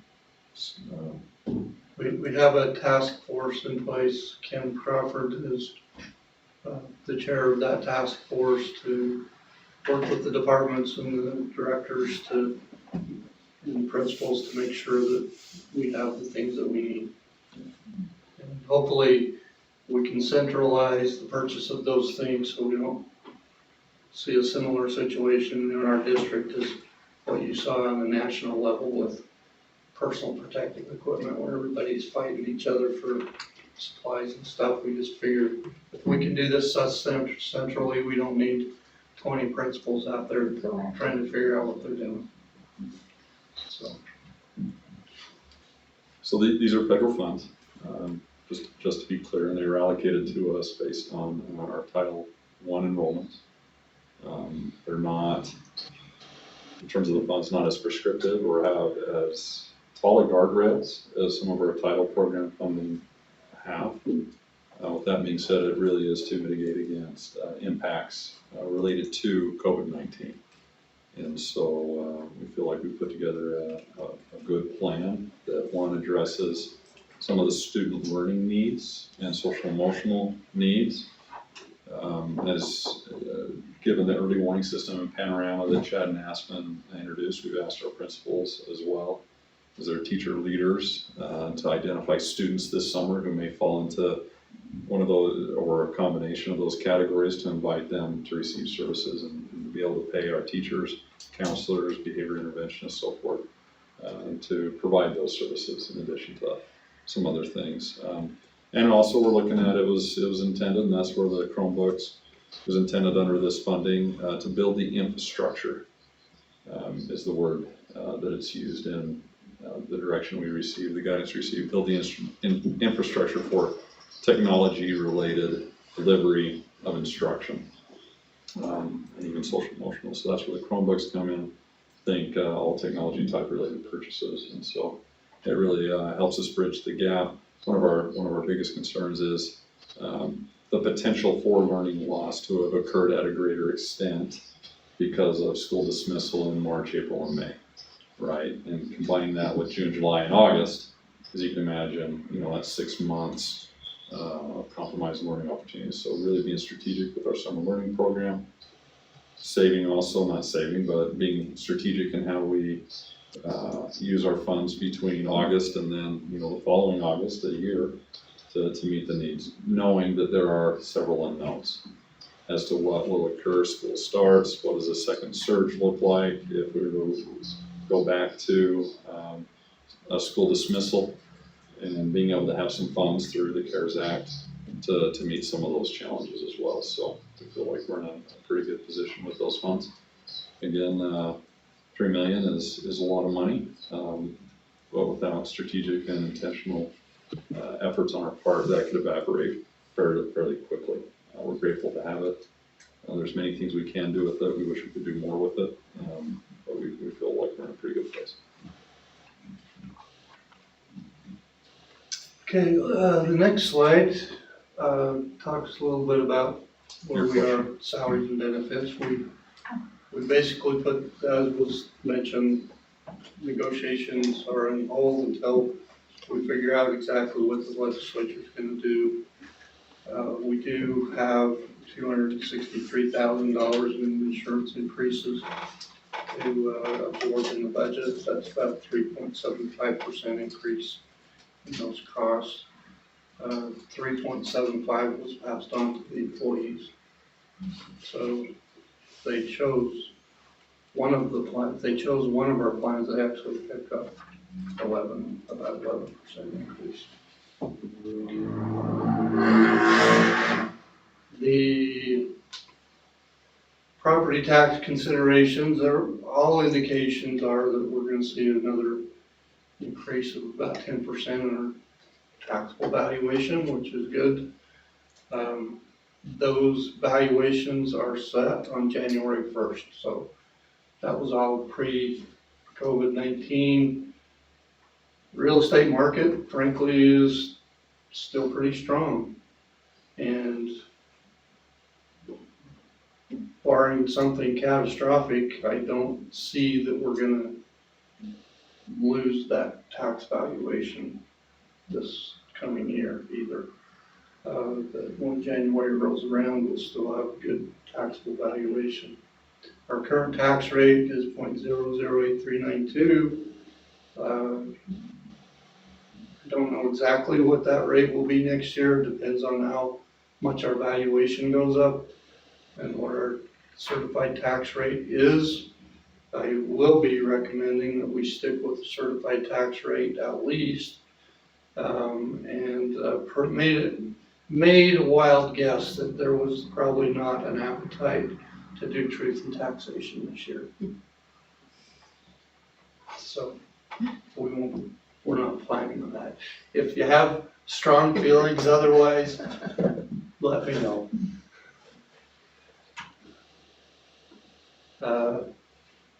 Debt service capital, local levy tax rates. So right now, we think our outstanding debt is going to be $8.4 million. Could be a little bit more than that, depending on how things go with the issue of the bonds that we do this fall. We usually have to make an interest payment and a principal payment before the end of the fiscal year. So I'm going to be looking at that really close. What I really would like to do, and I think is in the best term or the best interest of the school district, is to keep the tax rate for debt service at this 1,800 level, whatever we do. If we have, in the modeling that we've done, we've assumed that we're going to have a 2.5% increase in that rate. We don't have to go through truth in taxation to keep this rate at that 1,800 level. But if we have bigger jumps in valuation, that just means that we'll be able to pay off the debt faster and more aggressively. So that's my recommendation. And then our capital local levy will float down. We do need to make sure that we keep enough in there to be able to pay our lease revenue bonds. And so we'll be watching out for that. We do know, I didn't bring it, but you have seen some of the models where for the next couple of years, we're not gonna have a lot of money to take care of extra things because the interest on our lease revenue bonds and those payments is gonna be really tight. But that's okay, we're building new buildings, we just won't have a lot of money to spend on maintenance, roofs or something like that. So we're upgrading, looking at our capital finance plan, we'll make sure that we'll keep that in a good, safe, secure level so we can manage it. And that is really it, unless you have other questions. Very good, that was formative. Thank you. Yep, thank you. So in that special session, do you foresee them having a decision by the 19th? No, I don't think they meet until after, I think they have a tentative date, but it's like the 21st or 2nd, I I thought think. it was 18 and 19. 18 and 19, The tentative. 18 and 19, Mm-hmm. yeah. But it's not on the calendar yet, so. Yeah. Yeah, it would be nice if they telegraphed something that we could count on before then. The nice thing about a tentative budget is it's a tentative budget. And so we know that whatever it is, we'll have to be adjusting it next year once we know where we land, so. When do we have to approve our final budget for next year, when is that? June 22nd. I Typically, think they you actually. have a lot of TBDs on it. They supposed to have your budget hearing by the 22nd, you're supposed to turn it, you know, they did extend that, in legislation a year or two ago. But we're planning on it. But we're planning on having our budget hearing on the 18th at the regular meeting. We'll adjust the current year budget and then, we'll set a tentative budget for next year. At this point in time, it'll be probably based on how we end this year. Then we can get after that. Okay. Nothing else, Ken, thank you. So, let's see, item number 6, Ken, you still around? Yes, I am. The commissioning services for Horace Mann Pole Smith construction projects. Okay. I'll share my screen really quick just to give everybody a refresher. So the commissioning services, we're not asking for any additional funding. This funding has already been approved, except for TO, but it would be included in that project. All we're asking for, we did an RFP, well, technically an SOQ, a statement of qualifications. And through that process, we selected a vendor, which is Utah New Vision Construction. And we're just asking for their approval. I've included the budget amounts just so that you would see those. But again, we've already submitted that for Horace Mann and Polk. We're just asking for you to approve them as the commissioning agent. Basically, what they do is they go through, they check all of our mechanical and our electrical systems to make sure that things run properly, that they're installed properly, that they are as specified in the designs, that things are, say, turned the correct way, or that they're easy to access for our maintenance guys, that type of stuff. So they were selected as the vendor for Wasatch. That one was bid separately, but we combined the commissioning agent for the other three, and they happened to be the lowest qualified bid, and they did receive the highest score on the technical evaluation as well. We did have 7 firms submit proposals. 3 of them did not follow the instructions that were given, and so their bids were thrown out. But of the 4 remaining that did follow the instructions, they were the highest scoring of the technical evaluation, and then gave us the best cost proposal as well. So our committee recommends that you approve Utah New Vision Construction as the commissioning agents for Horace Mann Polk and T.O. Smith Elementary Schools. Questions, comments from board members? Ken, so are the difference in prices just based on the size of the buildings? Yes. And so for example, Polk has a few different systems, because you've got the old building and the new building as well, so that affects the pricing also. So the complexity of the systems makes a little bit of difference as well. So size and then complexity of the systems. Thanks.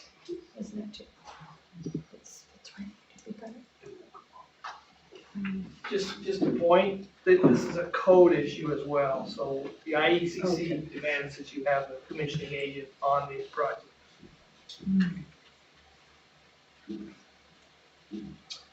Any other questions or comments? If not, then looking for a motion to approve the Utah New Vision Construction Company to be our commissioning services agent. So moved. Make sure that we. Second. Motion made by Joyce, a second by Susan.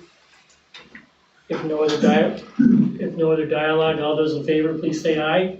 Aye. Aye. Jeremy, did I hear you? Yes, aye. Okay, thank you. All right. Thanks, Ken. You got the floor. Let's move into action item number 7.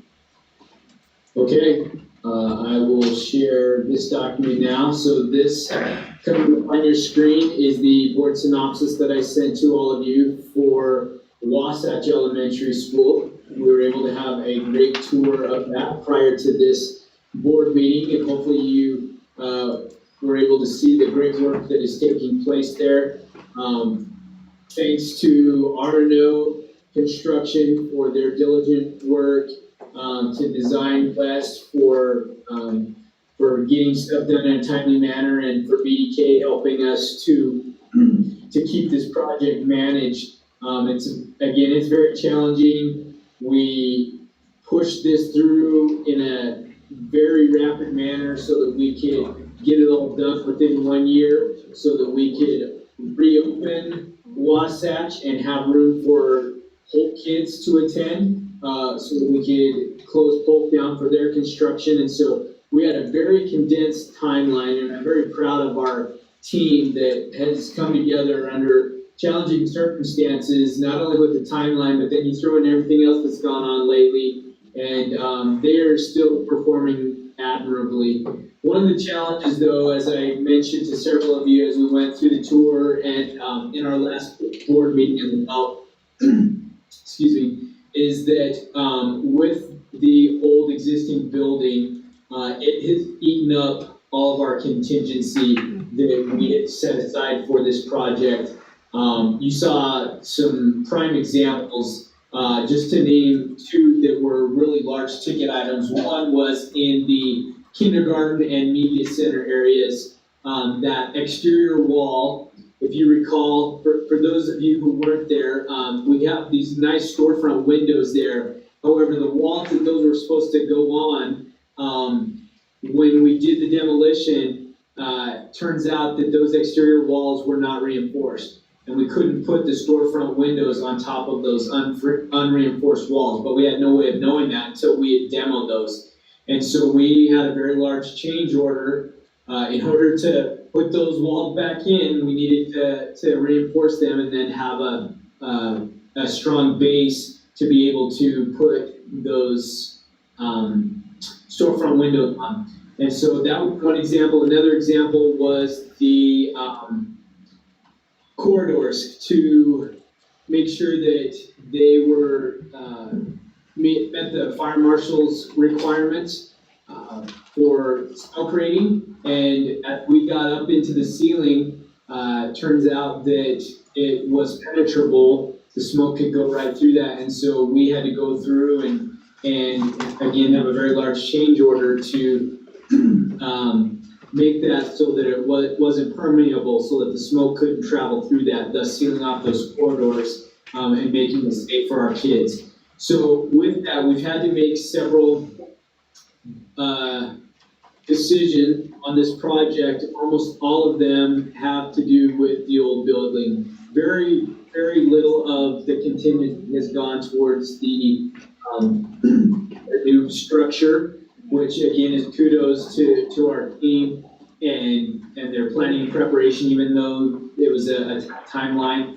So we have expended the contingency that we had approved at the beginning of this budget. We've had some other items that are now outstanding that we are asking for approval so that we can finish up this project. Some of them we had to go ahead and make a decision because we're on a crunch to make sure that this gets done on time. And if we held those up, then it would jeopardize getting the school open at the appropriate time. And so in the synopsis that you received, we're asking for approximately $83,000. It says $83,917 to take care of the outstanding change orders that we have.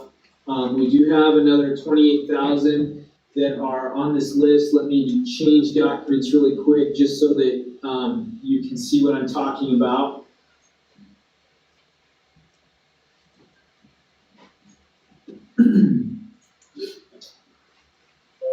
So with this document, the items listed in green, these are items that are pending, that we feel probably need to be done.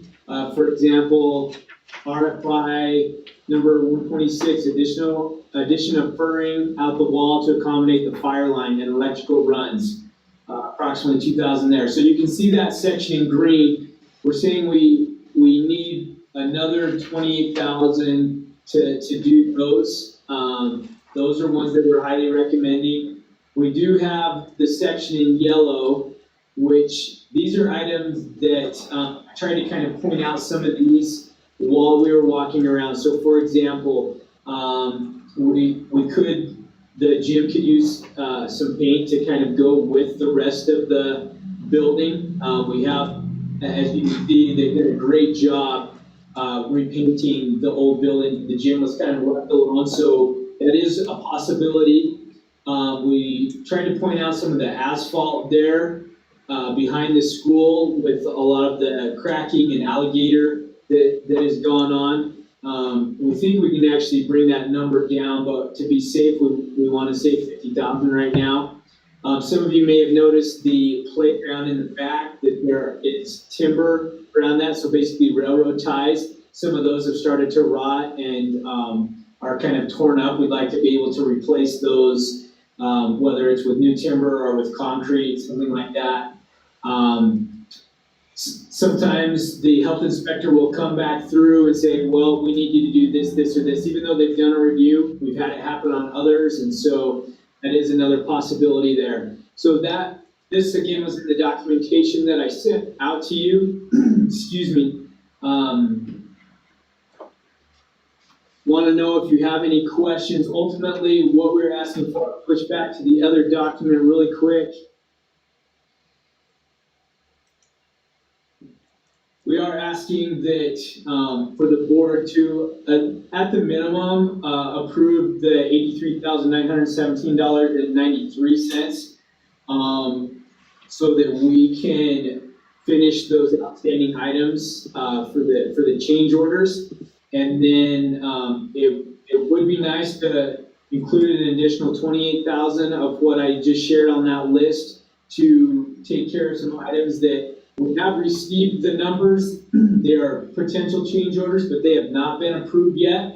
And then if there are other items that I mentioned you would like to see, whether it's the timber, the asphalt, the painting of the gym, that type of stuff, it could be up to $261,917.93. We're not saying you have to do all that. We try to give you a menu if you wanted to choose any of those additional items that you felt, you know what, yeah, we probably ought to do that as well.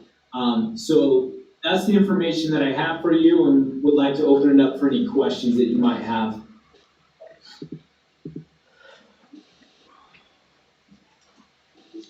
Can you go back to your chart, your green and yellow? Yes.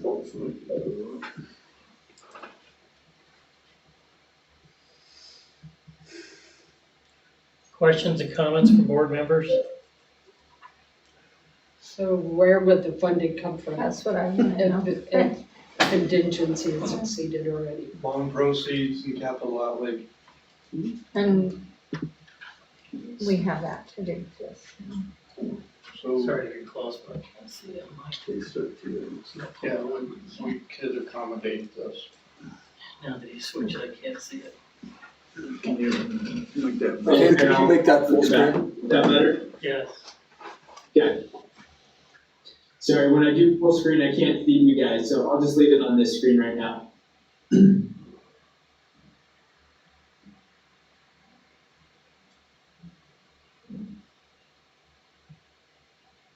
So the health department just gets to show up so we can give them, No, we've had some things happen on a couple of other projects. That's more just in case. I don't anticipate using very much, if all, but we still want, if something were to come up, I would hate to have to come back to you again and ask for more. So we asked our team with BDK and RNO, and the architects to brainstorm, hey, what are some possible things between now and opening up of August that could come up so that we don't have to come back and ask again and again and again. These are potential. We don't think we're gonna have to use all of this, but we would like to at least put it out there for you to consider, so that we don't have to keep coming back. And hold up the project. well, in reality, didn't you say you didn't hold us up because we have 83,000 of outstanding we need to approve? Yeah. Yes. Okay. I mean, That's part of the total, right? Yeah. That's part of the 260, right? Yes. It's already been spent. If I were gonna make a recommendation, is that you would just approve 300,000 and let us get it finished, and do the best we can. Ken's tried to narrow it down. My experience is we end up rounding up before we're done, but, Yeah, but as far as, I look at the playground equipment, we had this dialogue before. That's something that potentially the school could handle on their own. Just looking at what you did today, and I saw those beautiful classroom windows on the south side, then you walk on the north side, and they're the same 65-year-old windows. I mean, where do you stop and start? So I look at if you think your asphalt's gonna be 15,000 less, I would be more in line with going 250 than 300, and don't do the playground, and if you have to come back, come back, but I'm worried financially, because it's, regardless of what we do, there's gonna be a punch list from the community, why didn't you do this? And playground equipment, I mean, it's a nice thing, it's rotting out, but that, there may be, we're telling people if they wanna do the, I don't think it's playground equipment. This says timber. It's the structure. well, you're right, but still it's 15 grand. Yeah, it's a lot of timbers. Well, That's- I would propose to replace get rid of the timber and put concrete, so it's gonna stay there the full amount of time that we're talking too, But that's not what you're saying, is we're not doing the concrete for 15,000, are we? Yeah, We could look at different options there. That is definitely something that we can investigate further. I would prefer to have it be more permanent, as Doug mentioned, to do it right. But we would be able to work with our contractor on that. And this would be the time to do it if we're gonna do it, that's what we're doing, so.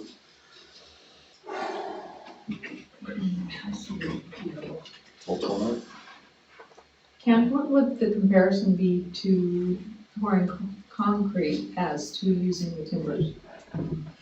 I'm not sure. What we would essentially do is, let's say the health department comes in and there's only like $1,000 worth of stuff. We would then be able to allocate that money over to the playground to put in concrete if it were to be more. So it will provide us a little bit of flexibility to do something like that. We would have to get exact bids and quotes for all of that stuff from the contractor for you. They were trying to brainstorm some ideas. I mean, it's hard to predict the future, so they were trying to give us some predictions of here's some stuff that you may want to look at, and here's kind of an idea of what we think it might cost. But I believe if we were to approve a budget in the 250 to 300,000 range, we could take care of that playground boundary timber and still have a good product there. Okay, thank you.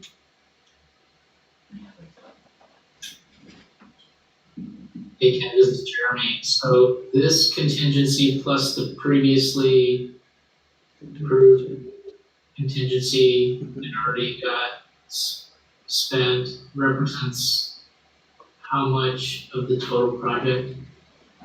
Yeah, well, so let's see, here we go. Let me pull that up really quick. So are you wanting to know what the overall total cost is for the project altogether, Jeremy? I just want to clarify, make sure I understand your question. Or are you asking how much the contingency has been? Yeah, like, we previously allotted 10% contingency, for example, and now we're allotting another 10%, so that would be roughly. Okay, so currently we are sitting at $1,286,690.93 of contingency that has been used. So that includes $450,000 that was outside the contract, $128,000 for the changes that came from the city when they had submitted that stuff after we'd already gone out to bid. You approved separately $369,000 to repair the plumbing in the building, $104,000 to do the landscape irrigation, $170,000 for the additional playground, $26,000 for the asbestos removal. And then there was one other one that was like $38,000. So that came to $1.28 million. What's the project total, Kim? The project total is, let me grab another document. That is, so we're sitting at $10,156,385.28 for the construction.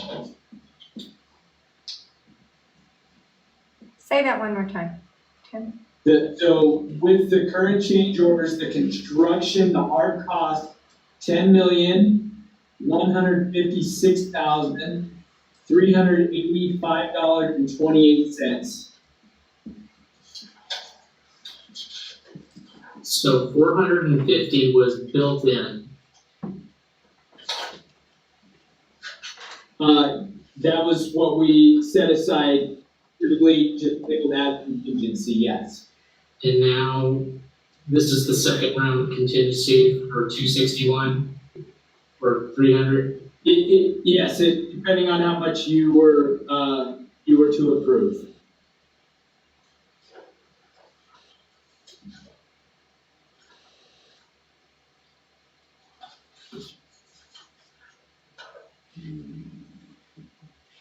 Water.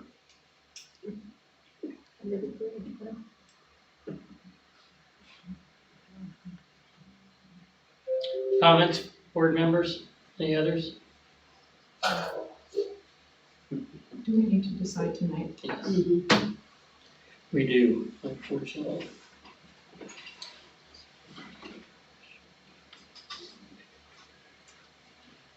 Well, my thought is that over a 30-year period of time, that's nothing, but it seems like every time you turn around, this one's nipping at us. The gift that keeps giving. But at the same time, you wanna do it right. I mean. That's right. Balance. So under what Nancy just said, that's the only reason why I would propose to go ahead with what's needed to be done. So that. So if that's the case, I will make a recommendation to move forward with $250,000 in contingency to make sure this project is finished. Withdraw some money from somewhere else. We have a motion on the table for contingency of 250. Everybody would like to second that motion?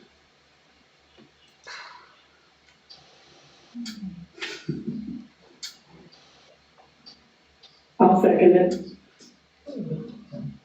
A motion made by Doug, a second by Jennifer. Any other comments board members may want to have before we vote? I have a question. So can you explain the existing site? What does that mean on this chart, the yellow and green chart? Yeah, let me pull it up again.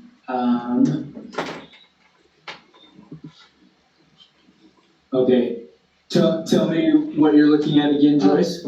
After it has the description of the work, the very next column says new, existing, site. I don't know what that means. New, existing. So that column is, we're saying that it's either the existing building, it's the new building, or the, Outside the building? the stuff outside of the building. Okay. So that's what the site, the stuff outside of the building. Okay, thanks. I do have one comment. I would want to see the cement, the concrete to go around that playground though, if all possible. So would you wanna go to 300? Okay. I think they can do it. Squeeze your pennies. They would 250. get a price for it, yeah.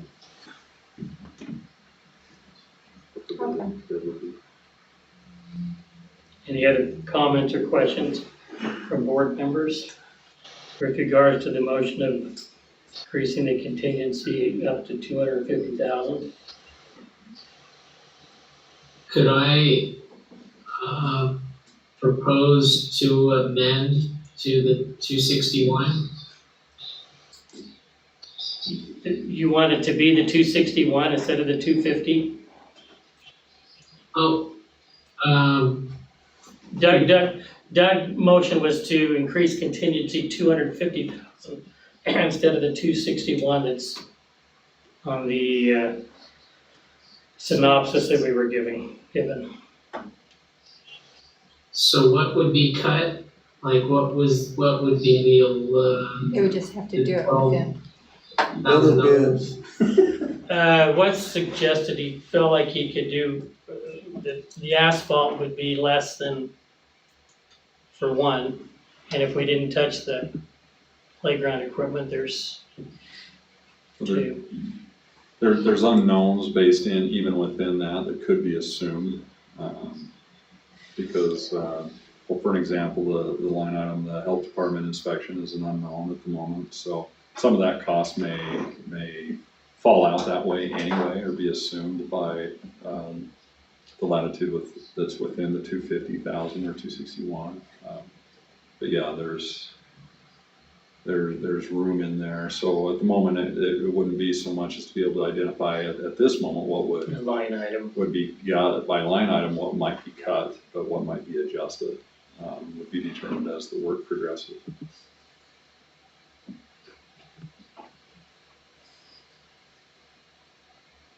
Jeremy, does that answer a question for you? Yeah, I just think that, I mean, Ken is in good faith giving us his best estimate, and I wanna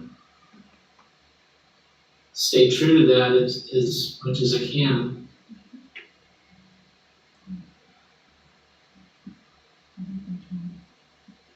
And I think some of the items are listed are not critical as far as having the school open on time. In the yellow areas, that kind of, those would be nice, but not, it's not gonna prevent the school from opening in August. It still needs to be done, right? Right, a lot of it is site work type stuff. It will have to be done during the month of July.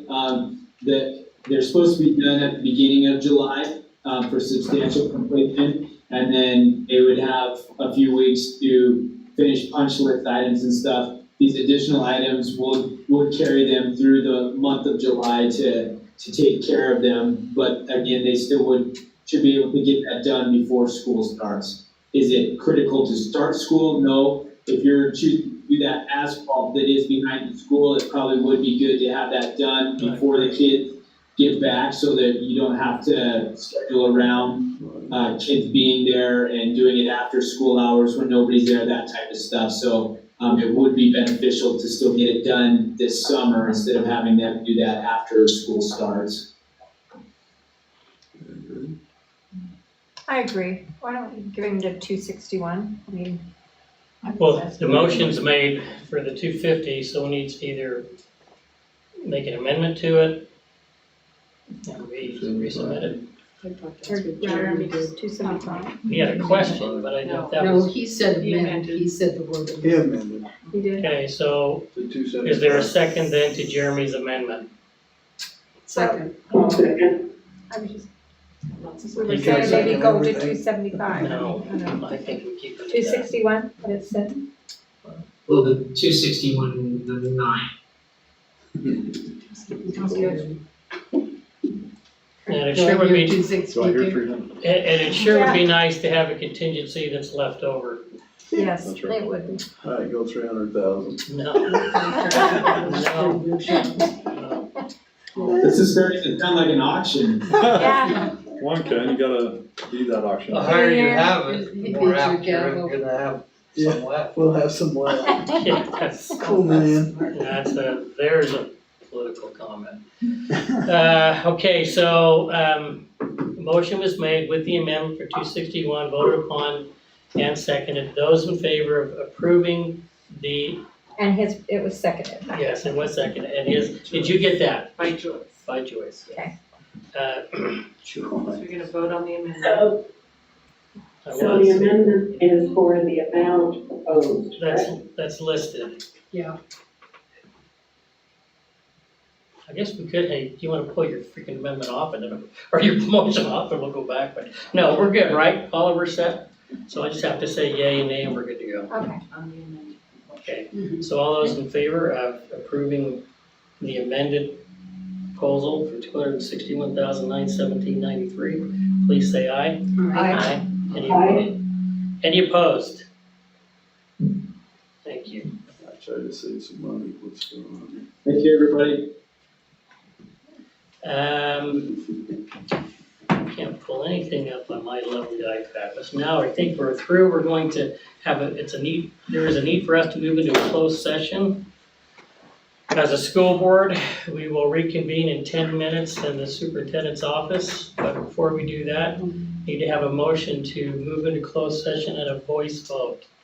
Those who will be there will be the superintendent, business administrator, all 7 board members, either in person or virtually, and Paula, the main one, will be there, so. Okay, I So- move to go into closed session. Motion moved to go into closed session, I'll second okay?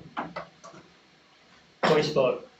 Voice, Yes. yes. Yes. Yes. Jennifer, Yeah. Jeremy, Yeah. all right, we'll reconvene up in the superintendent's office. Are we coming back down here? So we will after, it's Okay. anticipated after that we will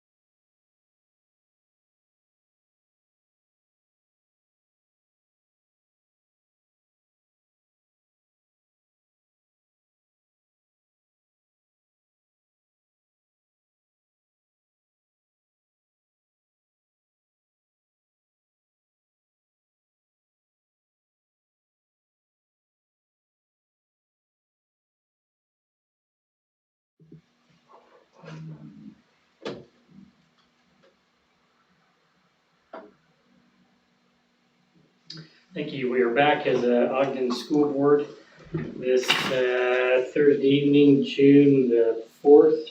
All board members are present, along with our business administrator, our superintendent, Paula, and Chair Bates.